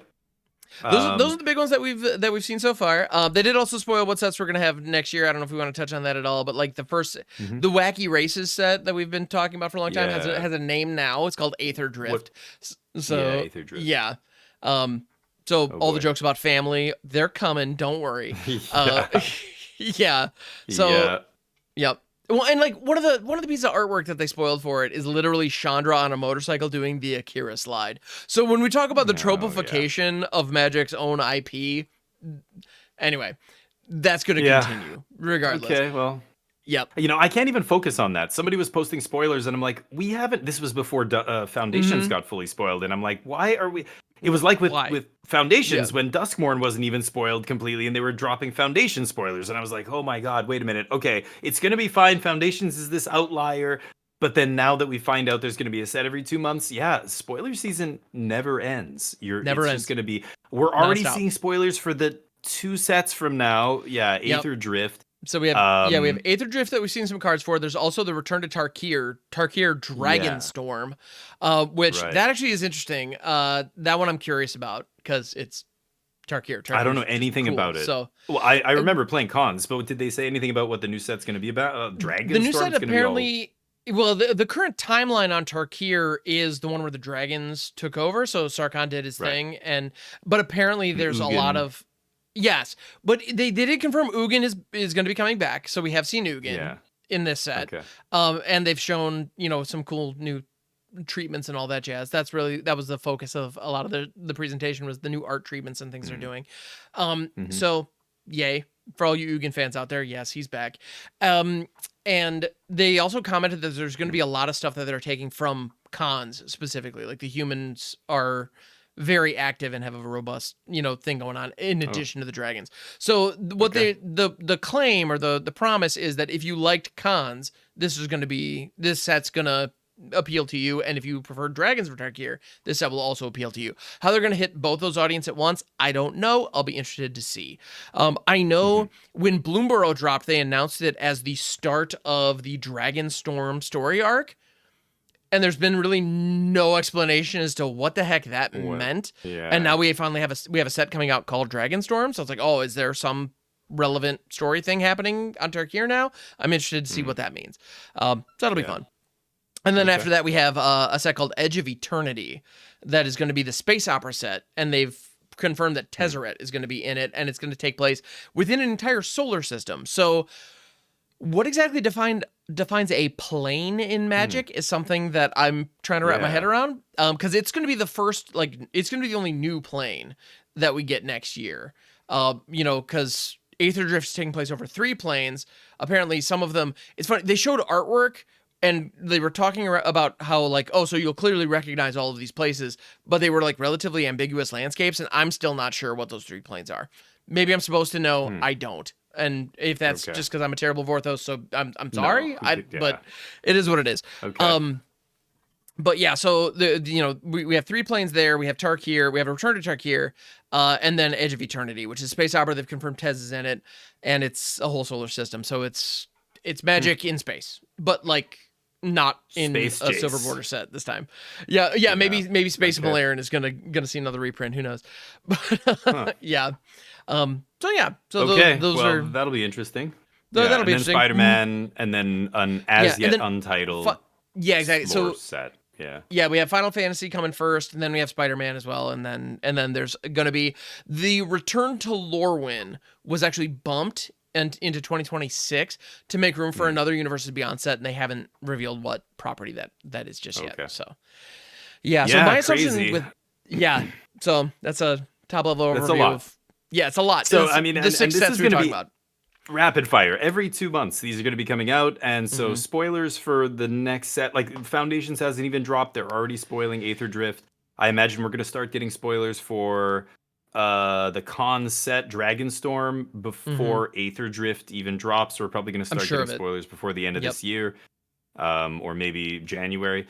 So yeah, it's just going to be like it's just weird to have spoilers for a set that's not coming out yet. Like it's not even there's the another next set first. Yeah, it's gonna be weird. Like imagine being a new player and getting into it and be like, oh, this is a spoiler. Oh, this is the thing that's just coming out. It's like, no, that's coming out after this other thing. These are the spoilers for the thing that's coming out in 2 weeks. That's the spoiler for the thing that's coming out in another month. And these spoilers are for the thing coming out in 3 months. You know, it's like, we've already gotten to the point where like a card has become old news literally before you can get your hands on it. And like and that's only going to get worse. I mean, the number of times that I've seen various Commander players being like, I haven't even finished building this and I've already got 3 new things that are interesting. I know. And it's like you don't even get a chance to even play your decks before they're trying to push something else on you. Like, well, this is why like very real. Yeah. Every content creator is different, and I know there's some content creators out there that get excited about every single card. They just love Magic. They want to, every card they see the potential, their gears are turning. They want to build decks around this and blah, blah, blah. And that's great. I'm not like that. And now I feel kind of lucky that I'm not like that, because I feel sorry for the people who are like, oh man, I love Magic so much. All these cards excite me. So many people do this in my channel. They'll post links and they'll say, oh, like, what do you think of this? What do you think of this? And a lot of it, I'm just like, listen, 95% of the cards of every set don't see any competitive play. So unless we're talking about limited here, I don't care about all these other cards. But what do you think about them? I'm like, no, that is Magical Christmas Land. That's, you know, that's for your Commander decks or whatever. Like a lot of the cards in these sets are for Commander because of you. And that's great. And you're like, well, it's not great. I don't want the Commander cards in my set, but I love that people get excited about all these cards. Yes, build with them in Commander, build with them elsewhere. It's great. But I feel sorry for you guys, because now, like, how could you possibly, you know, get excited about every single set when there's this many sets and this many cards? It's like, I don't know. This right here is reaffirming the strategy that I've been taking. And honestly, very selfishly, this is what I'm about to say is incredibly selfish, but it is what it is. I'm actually kind of jazzed that Final Fantasy is going to be coming to Arena, because I want to dive headfirst down that, in that set. And I want to build everything, but I also don't want to have to pay for all of it. And so the fact that it's coming to Arena and we have the gold packs means that I can drop $100 or $200 when it first drops, get all the cards, and just, swim around in that playground and just dive into that set Scrooge McDuck style and get weird, And it's funny that the type of players that you're talking about are just trying to figure out Magical Christmas Land and build the stupid combo and to see the dumb thing you can pull off. That's me and the audience that I'm trying to appeal to on my stream. So, and that's why I'm all. But I don't know how you're Arena. How are you gonna keep up with just all, I mean, for you, Final Fantasy is your jam and you're gonna do it. Final Fantasy I'm gonna go hard on, like, but some of these other sets, like, I don't, one of the biggest breaks that I took from the game was, I took a 10-year break at one point, and Tarkir and all that jazz happened during that break. So like Tarkir, Original Trip to Innistrad, Return to Ravnica, all that stuff. I missed all of it.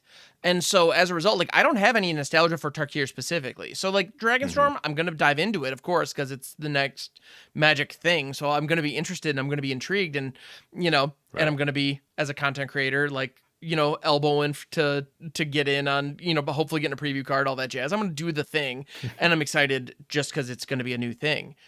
But like that one, I'm not going to be as amazed about. And I'll tell you right now, like, as a brewer, I will miss like cool build arounds in every single one of these sets. At least, I kind of hope so, like, right? Because like it's, I'm getting 2 months with each set.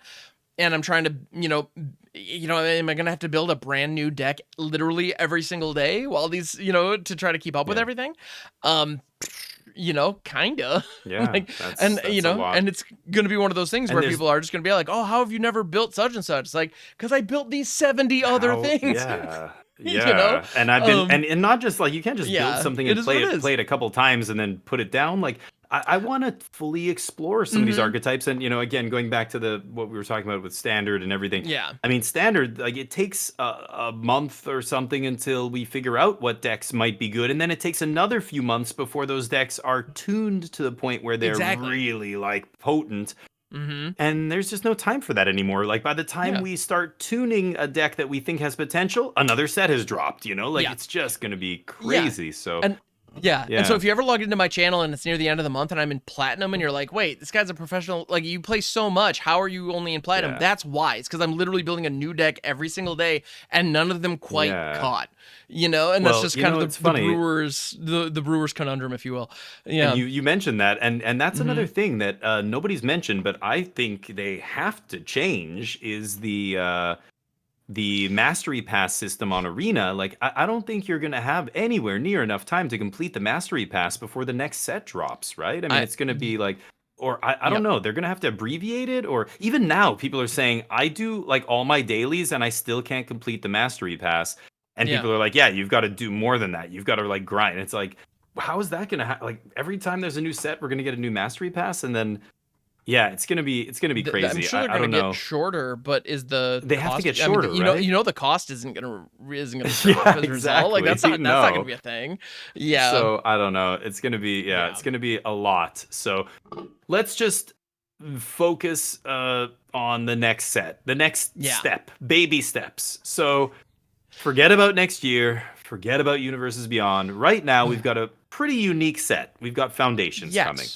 It's a core set. It's a glorified core set. It's 100% a core set. For those of you, and when I'm looking at these spoilers, like some of them, even the more powerful ones, look very restrained. They don't look like crazy, like spiky build rounds. Some of them look powerful, yes, but all of them have a very core set feel to them, where they don't look like especially, pushed to the point where they're going to be easily broken. I don't know. Right. Some of them look okay, but some of them definitely, most of them are just basic, like, good, solid reprints, right? Like we were talking about in that one episode. We need Unsummon, we need Disenchant, we need Doom Blades, we need blah, blah, blah. Shock. Okay, they gave us Burst Lightning. That's amazing. So they're giving us the better versions of a lot of these core kind of key spells, which is great.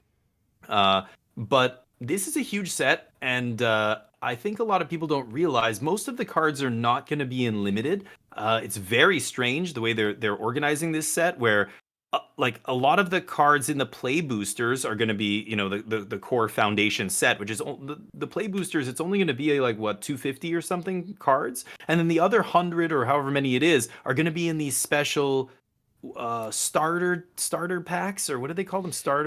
Something. Yeah, there's like the starter. Is it starter decks? I know there's the jump start pack, which is its own thing too. No, yeah. And then there's secret guests or special guests, whatever. Yeah, there's a bunch of cards. Special guests? Anyway, yeah. Yeah, it's very confusing. So for the people listening, there are a bunch of cards in this set that are not going to be in play boosters. So you're not going to have all 350 or however many cards it is. They're not all draftable. A bunch of them they're going to all be standard legal, but many of them, or sorry, not the special guests and stuff, but the actual cards in the foundation set are all standard legal, but not all of the cards are going to be in the play boosters, which is really weird to me. And I don't know why they're doing it like that. A bunch of them are being released in these starter decks and other stuff. So we'll see how that goes. But regardless, if you count all the starter decks and everything, it's massive. It's like, bigger than any regular set. So there is a ton of spoilers. We're not going to even be able to touch even a tiny fraction of them, but we do have a couple that you pulled today. Should we go over a couple of these? I specifically grabbed a couple of the newer cards because we could talk reprints all day, because there are so many reprints that in the set that I think will really shake things up. You mentioned Unsummon. One that I actually called just a few days before it was spoiled was Zombify, which I was pretty stoked about. Four mana reanimation in standards. You wanted. We were talking about that. Remember on our episode where we were like, what is the top 5 cards? And you were like, I want to see Zombify. And I want to see Zombify.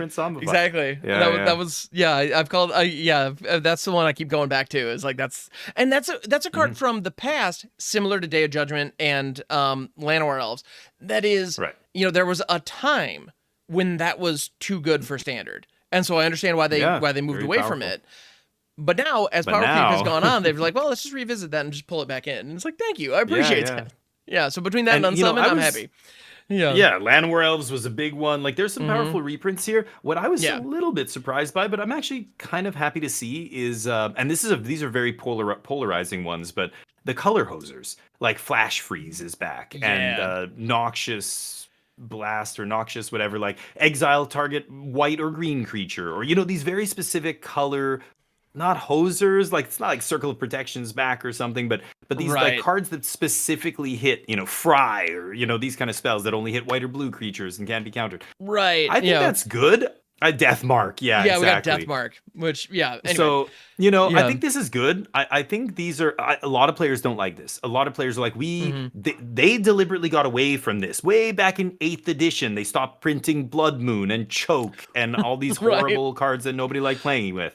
But like, I think these are fine. These are narrow, like very specific color hosing kind of spells. However, they are good at balancing the format. I think if one color does get too, like, black being the best color overall for a long time, like now we've got a way to, hit specific colors and stuff. I think that's fine. I think it'll actually be a good balancing factor in Magic, the color hosers. But right now, we want to focus on non-reprints, right? Let's talk about some of the new cards. A couple of new cards. One that I want to talk about, because it is very splashy, and for the video feed, I'm going to use the showcase version, because it is very... It pops off the frame. Yeah. Which is Sire of 7 Deaths. The name is very on point, because it is a 7/7 for 7, and it has 7 keywords. Those 7 keywords being First Strike, Vigilance, Menace, Trample, Reach, Lifelink, and Ward. Pay 7 life. Yeah, they squeaked one more 7 in there. So, I mean, lucky number 7. So, what are your thoughts on this thing? Because okay, so it doesn't have haste, which is a big one. Thankfully. One. Yeah. So it's a large dork. It's easy to cast because it's colorless. So anybody who wants to ramp to 7 can play it. Doesn't matter what colors you're playing. But it's an ETB do nothing, right? It comes down, it doesn't fight another creature, it doesn't draw you cards, it doesn't bounce anything else. So it doesn't affect the board at all other than just being a large creature. So it does affect the board, it just doesn't actually trade for anything or, cost your opponent a resource or whatever.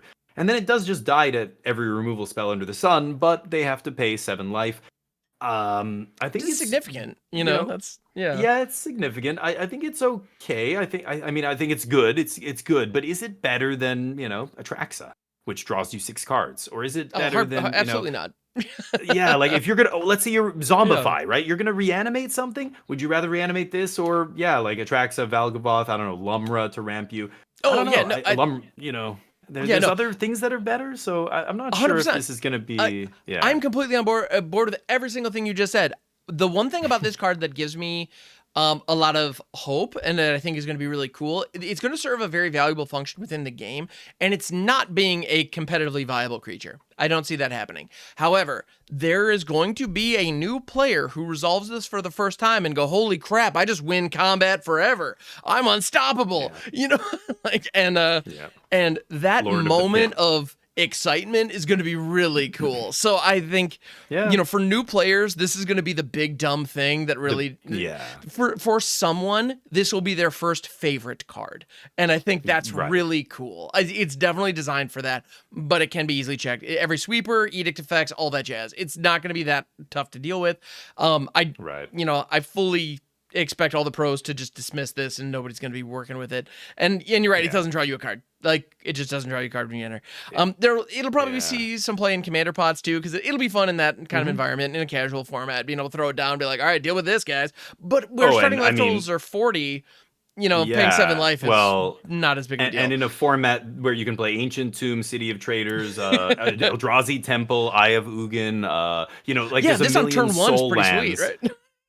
Like you could jam this very easily in Eldrazi decks. So in those Kindred decks or whatever, this is obviously going to be good. But for standard, for constructed formats, I mean, what defines a card, whether or not it's playable in competitive constructed these days, is casting cost. Casting cost is king. I've said this many times on the podcast. 100%. 7 mana is just not, it doesn't matter what it does. It could say you win the game on it. It still wouldn't be a Platinum Angel. You can't lose the game. We've got another Platinum Angel variant now in Foundations. Those cards are just, very easy to get around. They're not actually going to win you the game. You drawing a bunch of cards is going to win you the game, or you playing a 2-drop that takes over the game, like Orcish Bowmasters. That's going to win you the game, not a 7-drop. You know what I mean? Yeah. But, 100%. The number of times that people say, "Oh, but this card is awesome, but it costs 5." It's like, doesn't matter. It costs 5. Like, that's just, you could have. Do you know what the best card in, Bloomburrow, or was it Bloomburrow? I don't know. Psychic Frog. Psychic Frog is one of the most powerful cards they printed in the last, I don't know, years? Or the MH3, sorry, yeah. Yeah. Not Bloomburrow. But if Psychic Frog's insane. Why? Because it's 2 mana. That's why. It's for what it does for 2 mana is so ridiculous. Like, yeah, if that card was 5 or 6 or 7 mana. Anyway, so we'll see. These big Timmy cards or whatever are cute. And you're right. People will love it, but. Absolutely. Yeah. So, anyway, so I think it'll be cool in that regard. But yeah, no, competitive viability, absolutely not. But we can talk about that. So you mentioned the new Platinum Angel, Herald of Eternal Dawn. So this is Platinum Angel, but they've souped it up significantly. Is it good enough? So it is a 6/6 for 7 for white. With flying, you can't lose the game and your opponents can't win the game, and it has flash.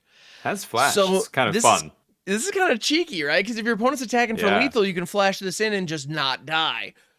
Oh, yeah. Attacking. Forget about attacking. What if a combo deck goes like, I'm going to mill here's the Doomsday Excruciator deck. Let's put us both to 5 cards, and here's my Jace, and you just go flash in Herald. Now what? And they're like, You got a Doomblade? Thassa's Oracle decks. Yeah, exactly. Yeah, like some deck that combo deck where it combos off, spends all its resources, and then you just say, I can't lose, and now they lose. Now, that said, this dies to everything. It's not an artifact. So at least it dodges artifact hate the way Platinum Angel had far more removal spells that could hit it than a regular creature by virtue of the fact that it was also an artifact. This isn't.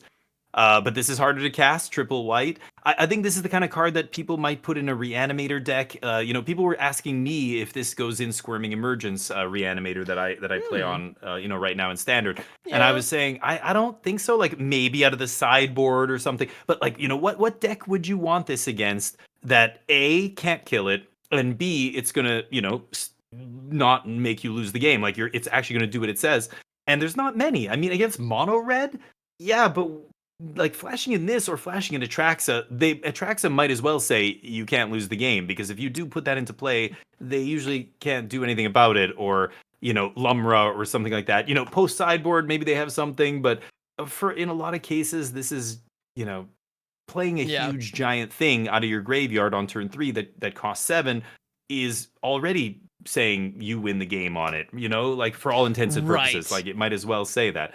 So I don't know. I don't think this is going to see play. But again, what you said, new players are going to love stuff like this, right? Yeah. Like when a player reads, like I remember the first time I read Platinum Angel, and I'm just like, this can't be legal. Like this can't. That's not fair. Like how can no? And sure enough, it didn't ever matter in Constructed. But so we'll see. But this is exactly what I mean. This is the kind of core set mythic that I expect to see in this set. It's powerful, it's flashy, but it's more to show new players what's possible than to actually say, hey, this is a card we're pushing for Constructed play. This is going to see play in Standard or Pioneer or whatever.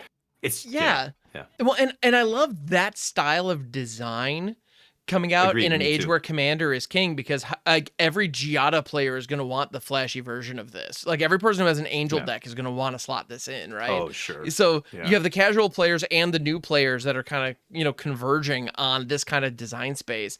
And I think that's going to be great. But yeah, no, we're not going to be talking about this card, for next year's World Championship. I'd be shocked. But, but even then, if some crazy combo deck is popular coming out of the sideboard, okay, maybe. There might be something there. Yeah, the problem is even if your life total is reduced below 0 or just 2-0 and you have this down, the moment this dies, you lose. So, and right now the combo decks that we have in Standard, the only real combo deck that can think of off the top is the Slasher Bloodletter combo. Oh, Bloodletter. Yeah. That's mono black. They have all the kill spells in the world. That's not gonna, this isn't gonna save you from that. It might buy you a turn, and that's the best case Black scenario, is the best color in Standard right now. So yeah, exactly. You're not gonna, it's a liability still being on the board. Yep. But there are other mythics that there are. I don't know. Is this? And speaking of crazy combos that are available, there's going to be another mono black combo that we're going to have in standard. We have Bloodthirsty Conqueror. This is another flashy mythic. This is the black one. It's a 5/5 flying death touch for 5 Vampire Knight, and whenever an opponent loses life, you gain that much life. And it's exquisite blood on a creature, to the point where the flavor text even has the words exquisite blood in it. Like they were very clear with what they did. Yes, exactly. You know what's so funny? They make exquisite blood. It doesn't see any play. So many players try and build decks around like a 5-mana do-nothing enchantment. And when I say do-nothing, I mean, a card that you pay a bunch of mana for, it comes down and does not affect the board, doesn't affect your life totals, doesn't affect the cards in hand, doesn't affect anything. And you have to have other stuff going on for it to actually do anything. Those cards are clearly not good enough. So what did they do? They stapled it to a dragon, like a 5-mana, 5/5 flying death touch that also has this enchantment stapled to it. Is that good enough? I mean, God, it should be, right? I mean, it should be, right? I don't know. So what's the combo here? So you're saying there's an infinite combo, or? Absolutely. So the moment you have an exquisite blood combo on, you need to find a sanguine bond combo, which says whenever your opponents lose life, you gain life. Well, and right now we have enduring tenacity, which is a 4-drop that does that effect. And so the moment you get enduring tenacity and bloodthirsty conqueror, the moment your opponent takes a single point of damage or you gain a single point of life, an infinite loop generates where you drain them out. So, so this is another 2-card combo that we have around in standard for as long as Duskmourn's here, assuming that they don't print some other variant of that effect in the future, which I'm smart money's on that they will. So we have that for the moment. And I got to be honest, I'm a little frustrated because now we have 2-card infinites that win you the game, and they're all mono black. Which, what's up with that? Hey, yeah, I think they know that black is the most popular color in Magic. People love that aspect of being an evil wizard. They like, even when I was a kid, Dark Ritual was one of the coolest cards you could cast in Magic. Hypnotic Spectre, Dark Ritual, and like Necropotence, and God, you feel like Lich, like the enchantment back in the day. All these black cards, they definitely feel super cool. I know out of all the colors in Magic, I know more players who are obsessed with black than any other color. Not close. Not even close. I have buddies who play Commander. They have like 12 mono black Commander decks. I have people in our MagicJank, multiple team members who all they play is mono black. I mean, not always, but like the vast majority, right? Yeah, have a strong affinity for it. Yeah, absolutely. Yeah. Well, and funnily enough, like I try to be really well-rounded, but I always go back to black. Like Reanimation is my favorite strategy by a lot, and it's like you're right. There's something about it.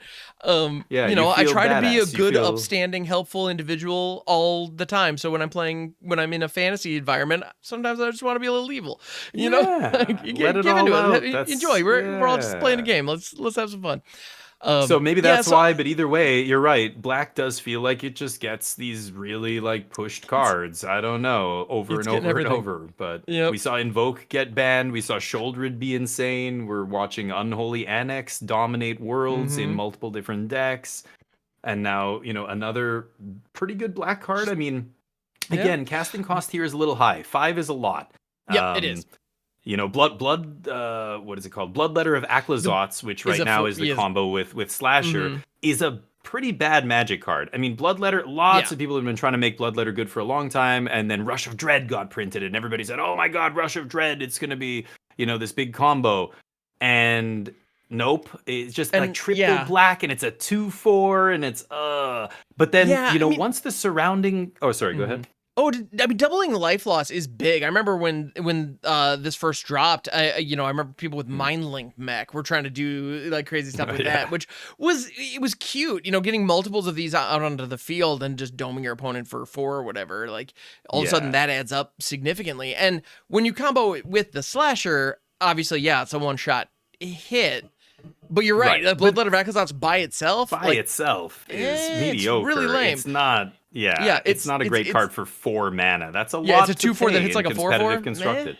It's hard to cast.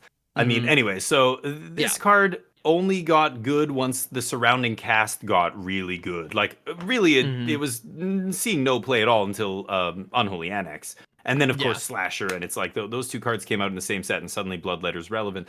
But the Bloodthirsty Conqueror, going back to that, the Foundations card, that card, it is 5 mana, but it's much more impressive in terms of stats. So it's actually, in a vacuum, it is enough to win the game by itself. You don't need a bunch of other cards for it to be, powerful enough. Like Bloodletter of Aklazoth is a 4 mana 4/4, basically. That's not amazing. Right. 5 mana 5/5 may not be that much better, but and if it connects with your opponent, so if this attacks and is unblocked, you gain 5 life when it hits. I mean, like it does. Got a weird lifelink. Yeah, it does have some quasi lifelink situations. So that's a relevant factor. It makes that text relevant even if you don't have anything else that synergizes with it on the board. So it makes it much better against aggro decks. I mean, like as opposed to a Bloodletter or something. This is just like a Baneslayer Angel against aggro, which is really good. But so we'll see. That one might see play. Maybe.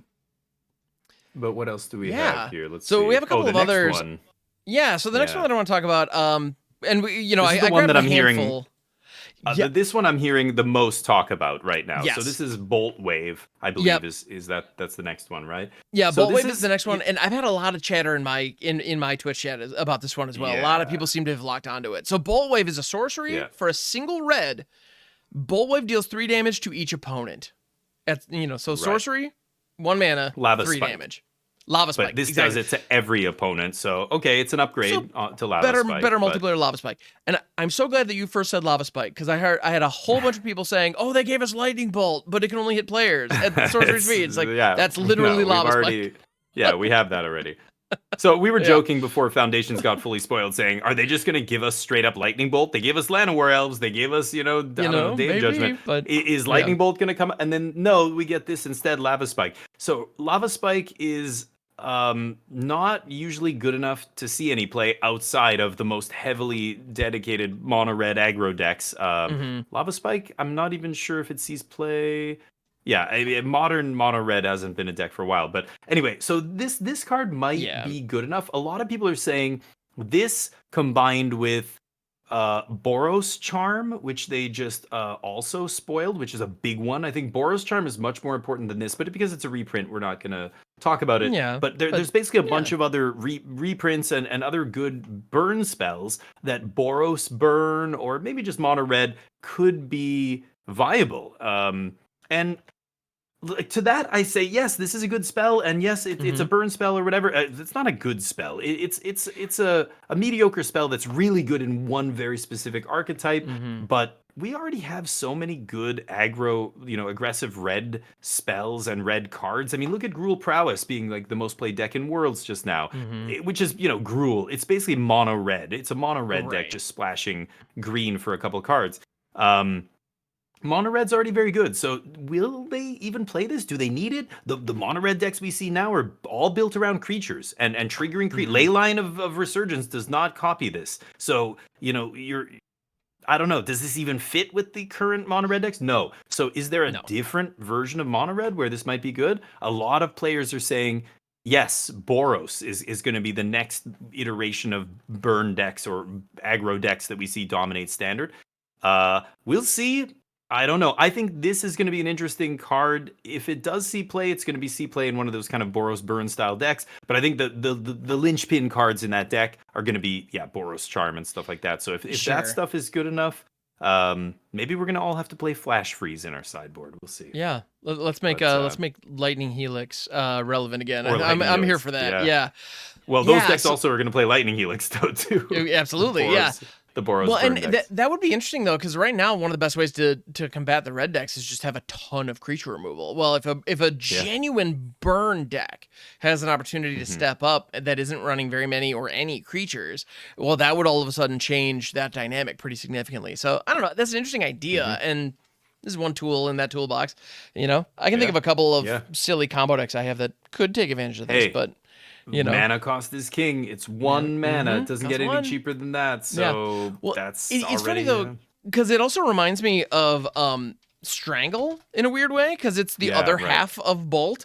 They in New Capenna they gave us Strangle, which I'm still amazed that they actually printed that artwork on a Magic card, because it's very real and it's very visceral. But anyway, But it's a sorcery for one that deals 3 damage to a creature or planeswalker. So it's the removal element of Bolt without being able to go face at sorcery speed, and this is the face mode without being able to use it as removal. So and Strangle was irrelevant. Like, it didn't. There were a couple of times where it showed up, but for the most part, it didn't really see any meaningful play. And I think, for what it's worth, Strangle is better than Bolt Wave. The Bolt Wave, agreed. Yeah, no, I think the removal is far more important than 3 damage to your opponent in most scenarios. Yeah, so I think Bolt Wave's far more narrow. The fact that it scales for Commander, okay, neat. If you're trying to play Burning Commander, you kids have fun. I'm all for it. Yeah. All right. Looking at the cards that I picked, I definitely leaned into just some of the big dumb nonsense that's in this set. Yeah, I haven't read this one yet. So the next one I want to talk about, the green one, Quilled Great Worm. So there are a lot of just big dumb dorks and like big dumb goofballs in this set. A lot of them, in fact, and I think this one's going to be one of the better ones because Gigantosaurus is getting a reprint. He would, Gigantosaurus, and there's a textless Gigantosaurus in this set, which I do have to admit, perfect. That's the kind of card that's no problem with textless. 10 out of 10. No notes. Not a big fan. Yeah, I'm not. Gigantosaurus, sure. Gigantosaurus, perfect. Yeah. Which, of course, when they revealed that in Vegas, the big joke was like, oh, but how am I gonna know what it does? It's like, we have mana cost, we have stats. That's all we need. Yeah. You have. But in any event. The one that I want to talk about is Quilled Great Worm, which is a 7/7 worm for 4 green with trample. And whenever a creature you control deals combat damage during your turn, put that many +1/+1 counters on it. You may cast this card from your graveyard by removing 6 counters from among creatures you control in addition to paying its other costs. So it has this kind of escape mode, but you have to have 6 counters on creatures. Now, those could be any types of counters. So the potential for weirdness there is very real. That's interesting, yeah. I think it's an interesting design. I know we've had like Selesnya counter decks in the past where people have tried to make Botanical Brawler and things like that work. 6 is still probably too high on the mana curve to be relevant for standard play, but I'm confident Commander players are going to be all about this. Adding that many +1/+1 counters, that's going to get out of hand really fast. And the fact that it can recur itself, doubling season is also in this set, so indeed, if you want to go real crazy, there you can. However, again, a card like this, the stats are pretty pushed. I mean, God, they keep getting better. 6 mana for a 7/7 trample, no downside, and then it pumps all your other creatures. The only issue is, of course, you have to have a bunch of other creatures, right? This will pump itself, I suppose, and that is scary. If it hits and survives, it becomes a 14/14. But having like a big wide board and crashing and they all get pumped, that seems more powerful. But again, you have to have a bunch of other stuff for this to be good. For it to come back, you have to have other stuff for it to really, benefit. Because you want to slam this and then attack with a bunch of stuff. Like, this doesn't have haste, so you've got to have other creatures in play. That's how you prevent it from being a do-nothing. A 6 mana do-nothing on that turn. So, Yeah, so you want it to be a threat the very first turn, and this has that potential, which I think is so important, because we've seen cards like Defiler, Defiler Vigor come, which is one that I always look back on as a card that should have been great, but just never was. Powerful. Which is 6/6 trampler for 5. It's, overstated. Like, what's funny, I'm talking about this as though it's in the past. This is still standard legal, but it's never been relevant. That's right. Because in order for Defiler Vigor to be good, you have to cast it and then follow up with casting other things, and the things that come after it are what's good. But this was already 5 mana. This should be your curve topper, unless you're doing a really crazy ramp deck. And so it lines up very, very poorly. In the case of Quilled Great Worm, I see a situation where it's a 6-drop and it's overstated, but it is a payoff for the board that you've already established, to your point. So if you do have stuff on the field, it gives you an immediate value the turn it drops, even though it itself isn't attacking. And it produces, it puts your opponent, if your opponent was on like a 3-turn clock that they were going to try to figure it out, the moment you slam this, that's a 1-turn clock. Like, if I'm not killing you this turn, I got you next turn. You need to answer this somehow.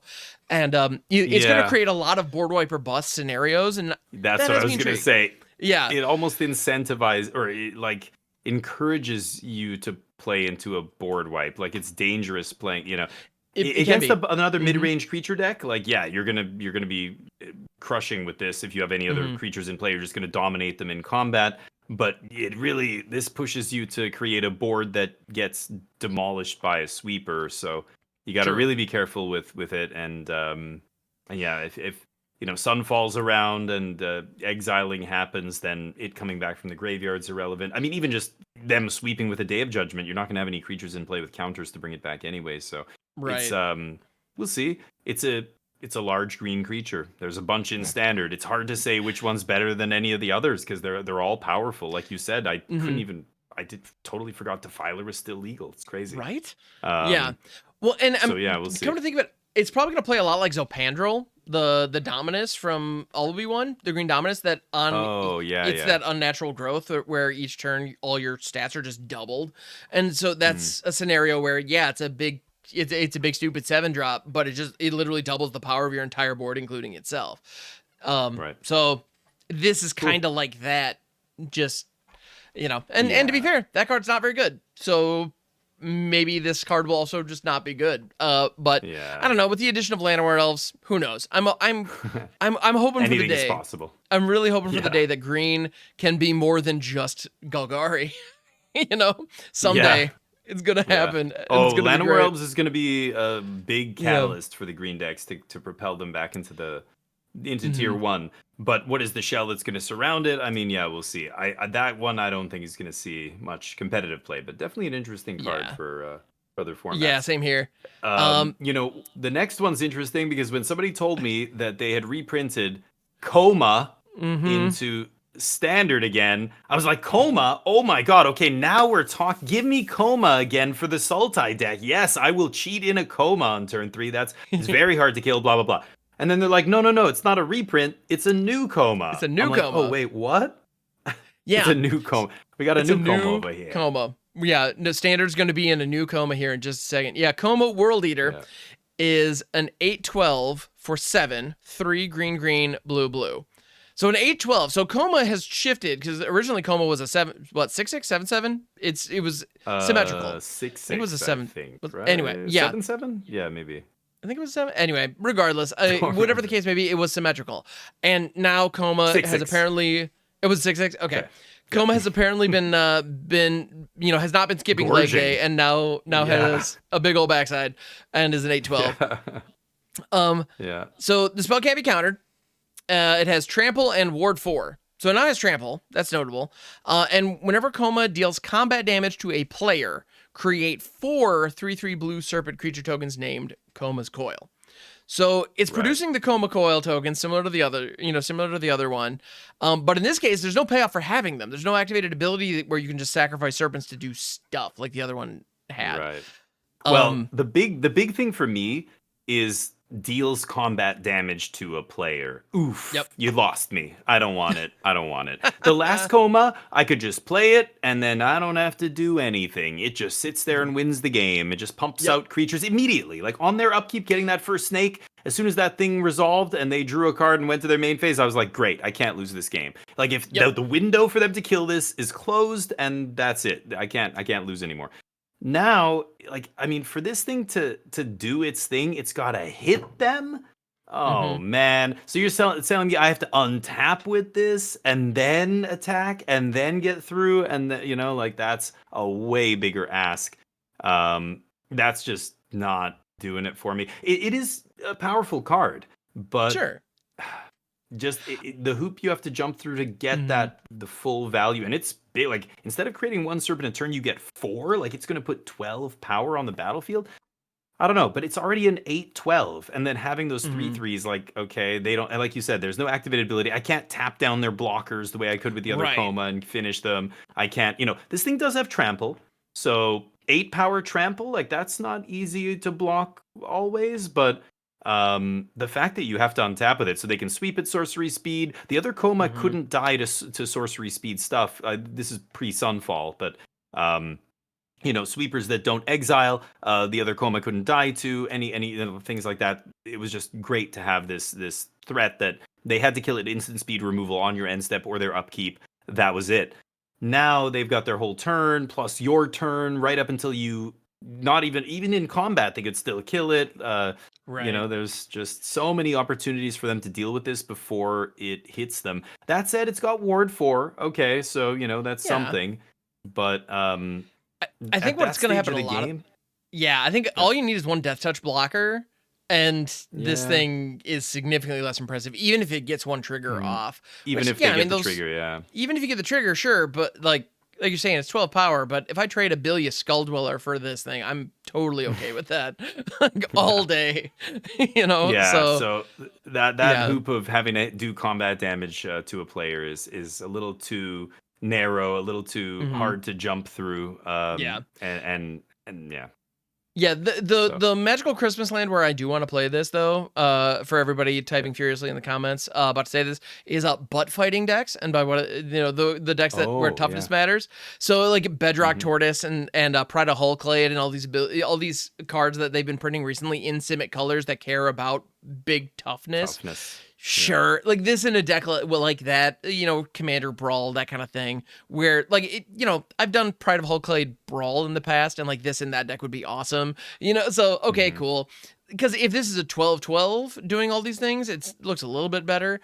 And if it's synergizing with some other effects, you know, your high alerts and whatnot, then all right, there might be something. You know, it'll play a little bit better in that scenario, just because you're getting that little extra boost, and it's also hopefully activating other things, your fecund green shells and those kinds of things. So all right, maybe there's some interaction there, but but in general, it's not amazing. Again, like all the other big green idiots that we've been talking about, they're fun, but not necessarily good, you know. They'll be fun, but not the most competitive cards. So but the next one that I want to talk about is a card that would be very angry if he heard me referring to him as a big dumb idiot, and that is Niv Mizzet, Visionary, because he is in fact the Draco Genius. But anyway, he's a smart idiot. He's a very smart dragon. It's kind of his whole thing. So so I haven't seen this one yet. So it's 6 mana, or you go I think ahead. You'll like it. What is it? Yeah, I'm happy to read it out. So it's 4 blue-red Legendary Dragon Wizard, 5/5 flyer. You have no maximum hand size, and whenever a source you control deals non-combat damage to an opponent, you draw that many cards. So we were talking about Bolt Wave earlier, and 3 damage to your opponent for 1 isn't really all that great. But if you have this on the battlefield, it's deal 3 damage and draw 3 cards. And in a commander pod, that draws you 9, which is insane. Well, you know, again, you know, kind of perfect situation. And drawing a ton of cards is no problem because you have no max hand size. The problem, again, 6 mana and can't protect itself or anything. It just dies to everything, dies to every Doomblade out there. But dealing damage. So if I have an Unholy Annex in play and a demon and this guy, that's loss of life. That's not going to trigger this, right? So there's it's interesting, but again, like what kind of a deck wants this? Blue-red spell slingers with a bunch of cheap burn, like you said, like the Bolt Wave, like stuff like that would be great. I can't imagine a world in which you have a 6-drop on the battlefield and then are casting your 1 mana burn spell, though. Like how exactly? Like at that stage of the game, like have you been sandbagging it the entire time? And there's better ways to draw cards. You could have drawn cards off a bunch of other stuff by that point, but again, a little bit The one fun detail with this though is that Niv now goes infinite with himself. If you have Niv Mizzet Parun or Draco Genius down, one of the other Nivs that say whenever you draw a card, you deal 1 damage to somebody, this loop. So Niv Mizzet is so arrogant that when he's like looking at himself, he just wins the game now. That's a thing. Which, flavorfully, I guess that's a win, right? That's something. Sure. Yeah, but... just to win more? I don't even know. Too cute. A little, sadly not getting there. And the casting cost is just too high for what you're getting there. But for sure. Definitely a sweet commander card. Like you said, like Bolt Wave and deck cards like that hitting all your opponents is really you could do some interesting stuff in Commander and other places, but right now in Standard we don't have a lot of fireballs like there's World Souls Rage and these things, but like the Teamer ramp deck that used to play these big fireball effects is gone. We don't have anything like that in Standard right now. Most of the card draws coming in on turn 3, Caretaker's Talent and Unholy Annex, and most people are doing their card draw right away. Like in the first, we have up the beanstalk on turn 2, bam, we're drawing cards. Like then there's the annex comes down on 3, and or caretaker's talents or whatever. By the time you get to 6, like your opponent's already drawn a bunch of cards. Now you're gonna start drawing cards. Like it's way too late for that, right? Like that's. I mean, I don't know. You could cheat something like this into play, but you could also cheat in an Atraxa, which draws you 6 cards right off the bat. You don't have to play any other spells, you know? Like, right. You know, I'll probably try to make something work maybe in Brawl where I'm like hitting tooth and nail to grab the 2 nivs together and then, cast an opt or something like, and then, and then trigger it. I feel like that's going to be where this shines. But even then, like you're just using, it's just the Curiosity Niv combo with extra steps, So it's a cool card. I'm glad to see these. Like, these are iconic cards, and Niv Mizzet, like again, for new players who've never seen Niv Mizzet before, they're gonna be like, wow, this is crazy and blah blah blah. And that'll be fun for new players to kind of get a taste of what these cards can do and these iconic characters from the game's history and whatever before they get drowned out by Spider-Man and Cloud Strife and all that stuff. But anyway, Niv Mizzet was a character for a long time. I don't, now he's just another dragon wizard, I guess. Has been a great character, yeah. Well, and this is the one. Niv Mizzet now, as the Guild Pact is, every version of Niv Mizzet that takes place canonically, after War of the Spark is going to be 5-color, presumably, but Foundations is timeline agnostic, so these are from all over the place. So this is before his whole rebirth in War. So interesting stuff. Yeah, and that's a very, very small taste of Foundations. There's so much more. So much more. If you want to go check it out, you can. Anybody listening can go check out the spoilers. There's tons of cards. What? There's one other one that actually I want to get your opinion on specifically because I think it may be relevant in competitive, and I think a lot of Commander players are going to dismiss it out of hand. Have you seen Crystal Barricade by chance? I looked at this. Yeah. So Crystal Barricade is an artifact wall, 0/4 for 1 and a white with Defender. It says you have hexproof and prevent all non-combat damage that would be dealt to other creatures you control. So we were talking about if burn decks are viable. Yeah, I was just gonna say, if there's burn decks out there, boy, this is a hell of a card to play against them. But it's funny that it doesn't prevent non-combat damage to itself, which is annoying because they can still kill it. But 4 toughness, there's not a lot of, but it's an artifact. It can get shattered, abraded, what have you. But I love the fact that we have something that gives a player hexproof. I love that against the burn decks and stuff. Yeah.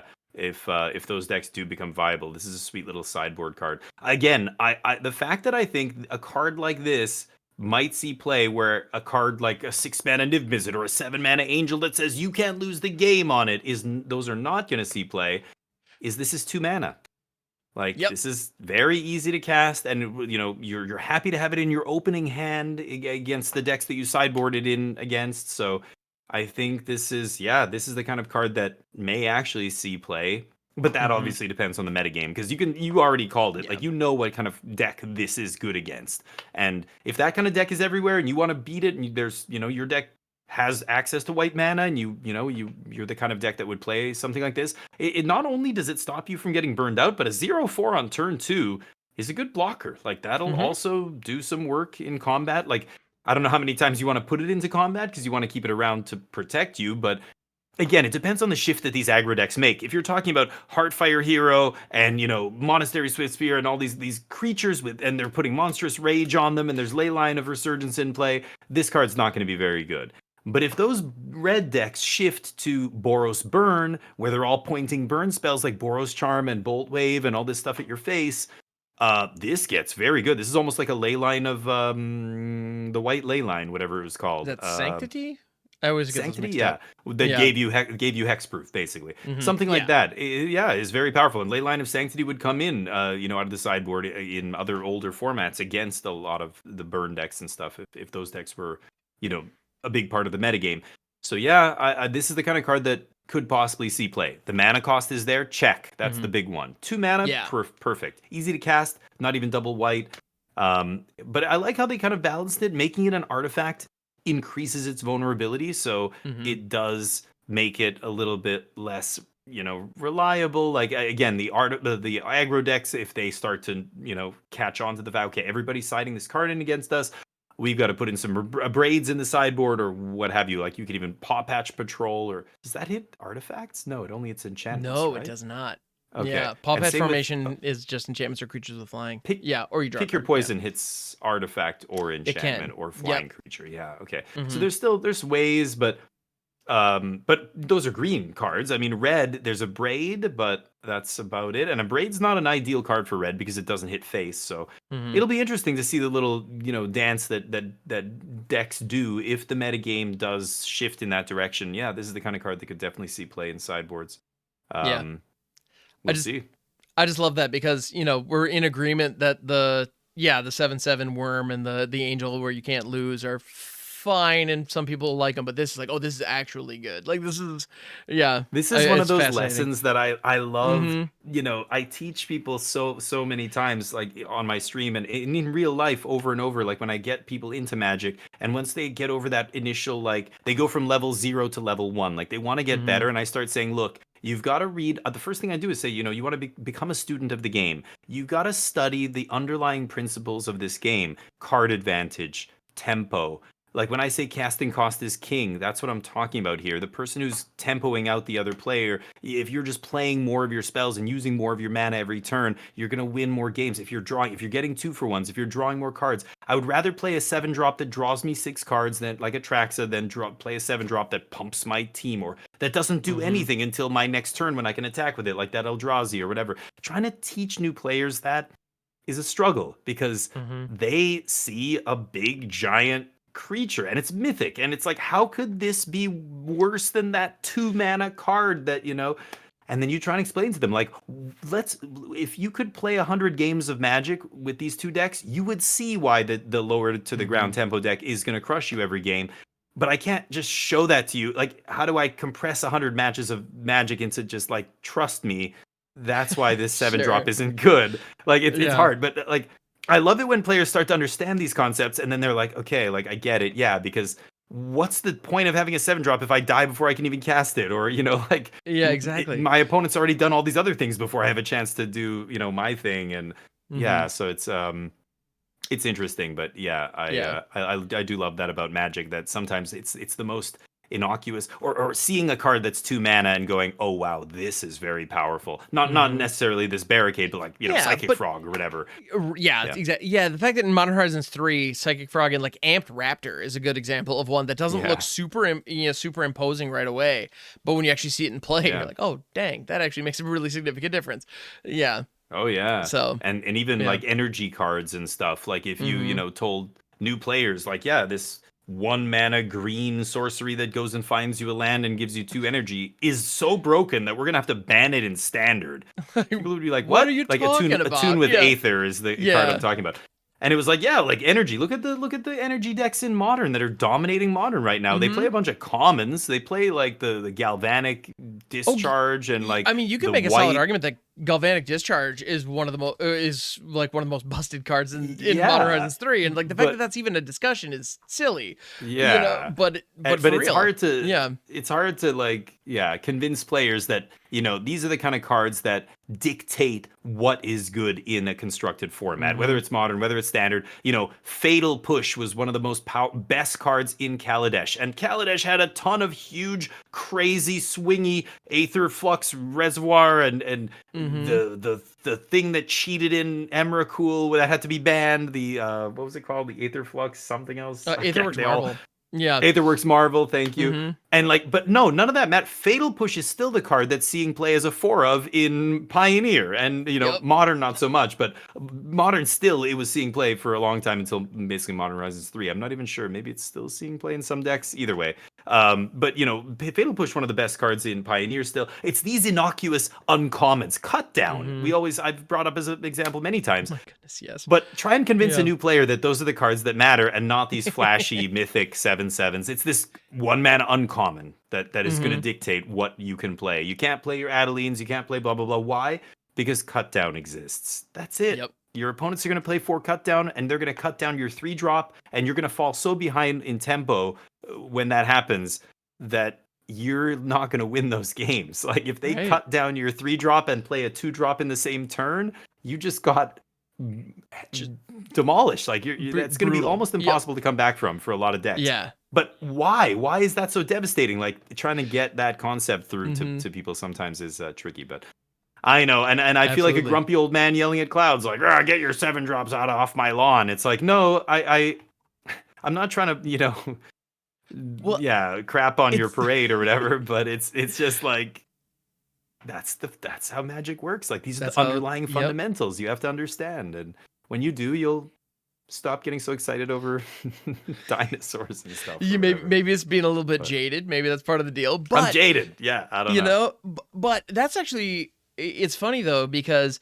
I find so much joy in understanding the basic fundamentals and then going against them anyway. With the understanding that I'm going to lose plenty of games just because I'm doing that. But that's why. Like, but you know what you're doing. But I know what I'm signing up for. Into. Like, yeah. When I make the Leyline of Mutation deck where I'm trying to cheat out one with the multiverse twice on turn 5, like I know, or turn 4 potentially if the sequence lines up. Like, I know that deck's going to end the day with a 40% win rate. Which it did, for the record. And I still played it for like 7 hours with a big dumpy smile on my face. Because the turns that worked, it was beautiful. Oh, yeah. You know, because the number of times that I was able to get one with the multiverse down and then playing a tracks off the top of my deck, reload my hand, like those sequences happened and those moments were worth it because I was trying to set up for those moments more than winning consistently, Right. And you have to decide at the end of the day, is that what's more important? Joy of I'm deriving from this when it does work the 30% or 40% of the time, right? Versus, like, does that outweigh the disappointment? And because nobody likes to lose, no. Does it outweigh the other 60% of I just got my butt handed to me on turn 3 by like a red deck that just came out swinging and I don't have any interaction because I'm playing all these big clunky cards and like. So if the answer is yes, if you're like, you know what, I can handle all those losses because the times it does work, it's so much fun that it's fine, then by all means, go ahead. But I just can't, I don't want to recommend stuff like that to players because for 100%. Most people, they can't, they won't go into it with that understanding. Yeah. They will just be disappointed over and over and over. And I'm like, that's, and that entire stream, every now and then people would type the !! Deck command to go grab the list. And I would say, like, do not ladder with this. Do not craft this. Yeah. Like, no, stop.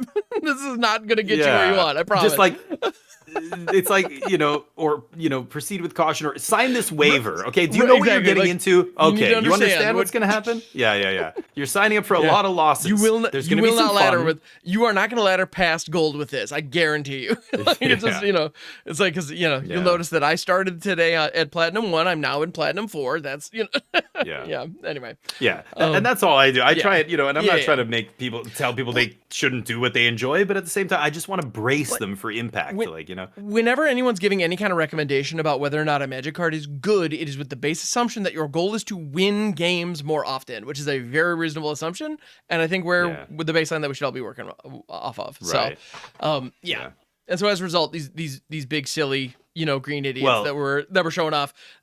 Sure, they're fun for Commander, but they're not going to be competitively viable, probably. And time and time again, we've seen that. Yeah. To zoom out even further, I think Foundations, as I said, a lot of people were asking me once the spoiler came out, what do you think of Foundations? What do you think? And I'm like, basically like, I don't really have any strong feelings for it because it's a core set. And they're like, like a lot of people don't know what I mean by that. And I'm like, it's a core set. Even the mythics and the rares, you can tell they're very simple. They're not like really convoluted mechanics and stuff. Here's the angel that just says you can't lose the game. Here's the thing that just says, draw extra cards if you whatever. Or the vampire that just has, okay, when they lose life, you gain life. Like they're all very simple and straightforward. So I'm not like super excited about this set. There's going to be some powerful stuff, but to me it's just like a good solid filler set. Like that's what a core set should be. It's for new players. It's to get new players in the game. None of these mechanics are very advanced. None of these cards are very convoluted and complex and energy and all these other resources. No, it's very simple. So am I excited? No, but that's good. That's fine, because this is not the kind of set that you should get super excited for. Not a lot of people got excited for core sets back in the day. They were just a necessary thing that we need to be able to have all these commons and uncommons to fill out our decks with. We use the big flashy mythics and rares and engine pieces to build around, but we need that solid foundation of here's some just good solid removal, enchantment removal, artifact removal, unsummon, whatever. These basic core cards. I mean, that's why they called it a core set. And I love the name Foundations. Like, that's what this set is. It's a base foundation for us to build off of. You've got a bunch of good sideboard cards. You've got some graveyard hate. I heard they reprinted Felden's Cane. Is that true? They did. Yes, that is accurate. Felden's, yeah, that's bizarre to me. Don't they already have? Oh no, wait. I was thinking Tormod's Crypt. Felden's Cane lets you shuffle back in. Oh, yeah. That might lead to some crazy.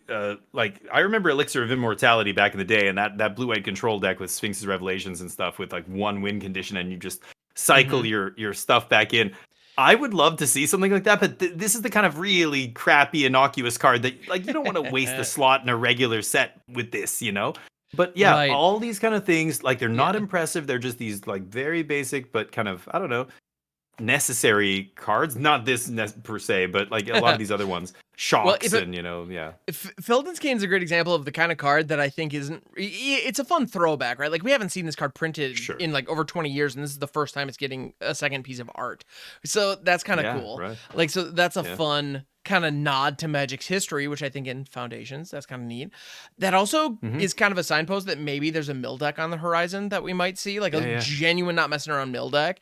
And this could be good sideboard tech against it, potentially. I don't know. So that's just some theory there. But if a mill deck is powerful, having one of these can just buy you a turn against that deck, which sometimes is all you need. So, I don't know. So anyway, are you excited about this set? I'm just like, nope, we just need this set and it's going to be fine. And, you know, but I'm not like, oh boy, look at all these build-arounds. I don't know. Yeah, I mean, at the end of the day, I haven't seen any individual card that has, you know, one of the things that I look for in any set to determine whether or not I'm, you know, the sets I'm excited for are the ones where during preview season, I see a card and immediately like lock onto it. My brain just like all the noise drops. I go into a flow state and think of all the different combos I can do with it. I'm sure you've had those moments and I love it. I live for that stuff. I like that. You know, where it's just like in a pure flow focus state. where it's like, I'm just going to theory craft this for a minute. Just nobody bother me. Hold my calls. Like, I'm just going to focus here. Yeah, and like a good build around card that is like competitively costed can do that, and those are the things that get me excited for trying to think through how am I going to build this.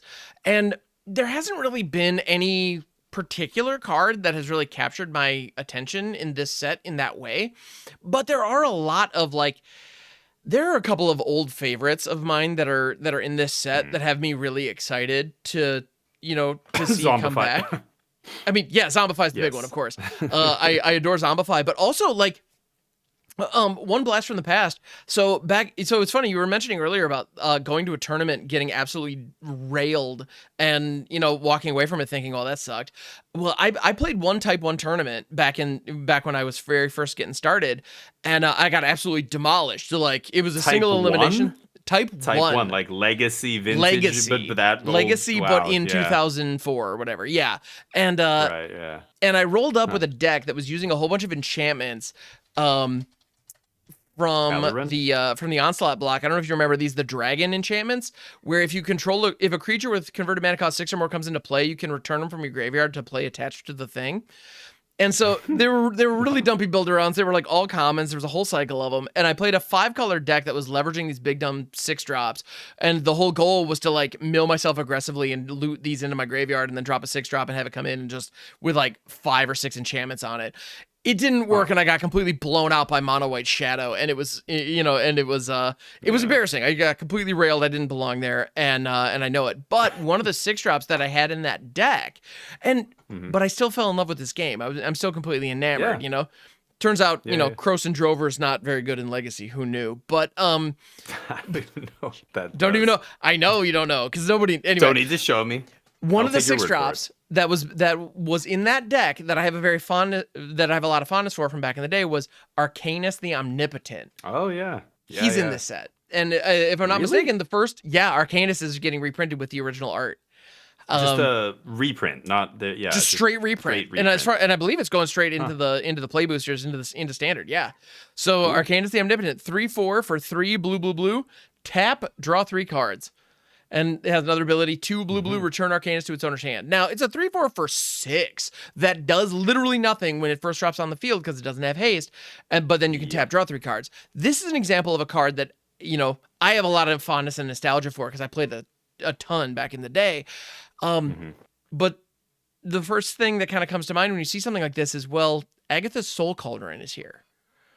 And so all of a sudden you could put this under Agatha's, and now all your little 1/1, you know, all your little plant dorks or whatever from Insidious Roots are now tapping Ancestral Recall. Can Ancestral Recall on tap at instant speed. Like, that's dumb, and I love it. And so that's the kind of thing that, like, right? It's a cool synergy. It's a fun potential. I don't know if that's going to be viable necessarily, but doggone it, I want to try it. You know, I think that's a cool thing. So. That's powerful. That's right? That's worth a shot. Yeah, it's worth a shot. There's something there. So, man, I haven't looked at the full spoiler. I had no idea this card was coming back. It's crazy. And there are a bunch of cards like this. You know, the set is huge, and there are a ton of interesting pieces, including a lot of cards that we haven't seen in a long time. You know, right. And so I'm intrigued. It'll be interesting to see how they hold up a lot of these old reprints in today's standard. And again, I don't think a lot of them are build-arounds, but a lot of them might synergize nicely with existing cards, like the one you just mentioned, Arcanus with Agatha's Soul Cauldron. Kind of seems sweet, actually. Yeah, that's a fun kind of thing. Yeah. Yeah, so we'll see how many of them actually end up making it to the competitive tables. I think most of these cards you're going to see as just the removal, the sideboard cards, you know, those kind of things. I don't know. Obviously, Land of War Elves and cards like that are definitely going to see play. It's going to be, you know, that's going to be the cornerstone of green decks for the next 5 years or however long, you know, it's going to be around. They said at least 5 years, right? So I like it. You know, we'll see what Foundations does. They said it might go on longer than 5 years if it's you know, doing its thing and actually accomplishing what they set out to do with it, which is, you know, provide a foundation to build on for Standard. I wouldn't be surprised if they kept adding to Foundations instead of making like new Foundation sets. They just keep adding on to what already is there, like you know, down the road in 5 years, we might see an additional 50 cards get added to Foundations, or 100 cards or something. I don't know, but it'll be interesting to see. Anyway, I think that covers everything. We've been going on for a long time. Is there anything? It's been a long one, so we've had a lot to cover. But yeah, so actually, as far as the Foundations goes, I'm more excited for the reprints than anything, and I'm excited for and honestly, another thing I'm just really excited about as an enfranchised Arena player. A lot of these reprints I already have on the client. You know, a ton of them I already own, and so like day one they're go, and that makes me excited. So yeah, me too. Yeah, good stuff.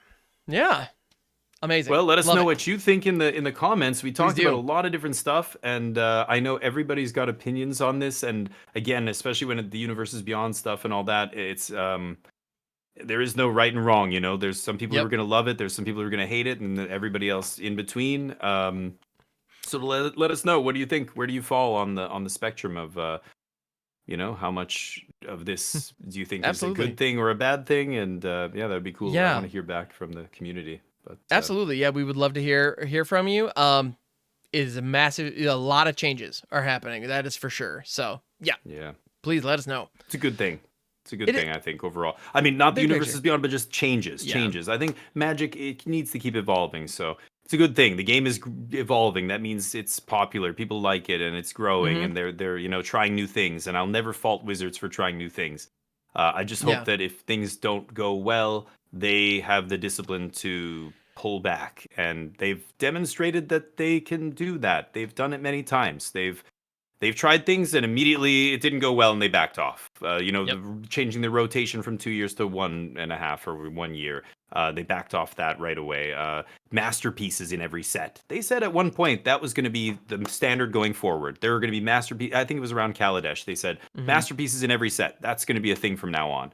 And then very quickly they realized we can't do this. We're never going to be able to keep up with this. We can't. There's not enough stuff to reprint, and people just don't want. Like we're scraping the bottom of the barrel here.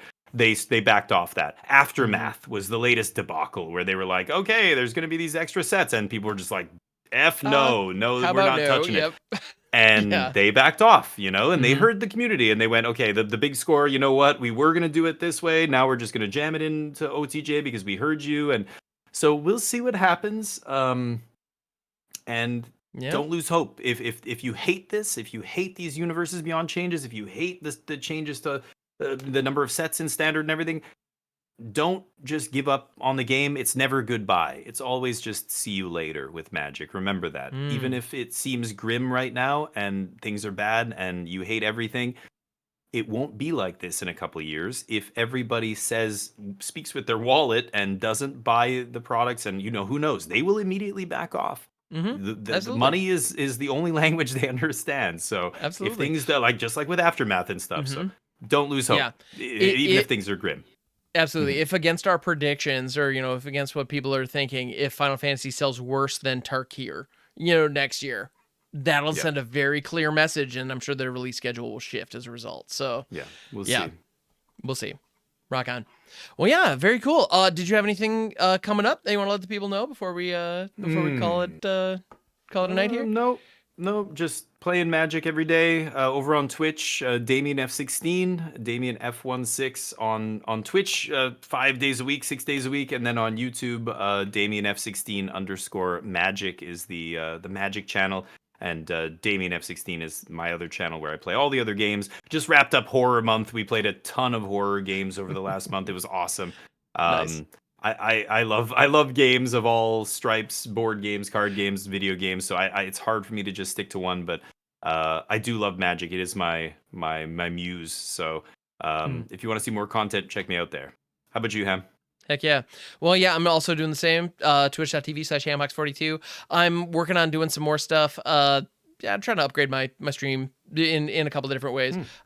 So good. I don't know. I'm tinkering with some things. I'm also doing shorts on various socials as Piggy Banks, a Business Mogul character. It's very silly. If you want to hear me in a borderline offensive, like sometimes Long Island, sometimes Boston style accent, that's a thing. That's available on all the socials, Hambox42 and all the places.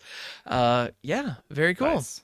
So yes, with that, thank you, dear viewer, dear listener, for being here. We appreciate you. It's been a long one, so thank you. Hopefully, we've been able to take care of a couple commutes for you, or wherever it is that you listen to your podcast. A couple dog walks. We appreciate it. Yeah. Exactly. Yeah. And we will be back next week. So take it easy, everybody. We'll catch you then. See ya.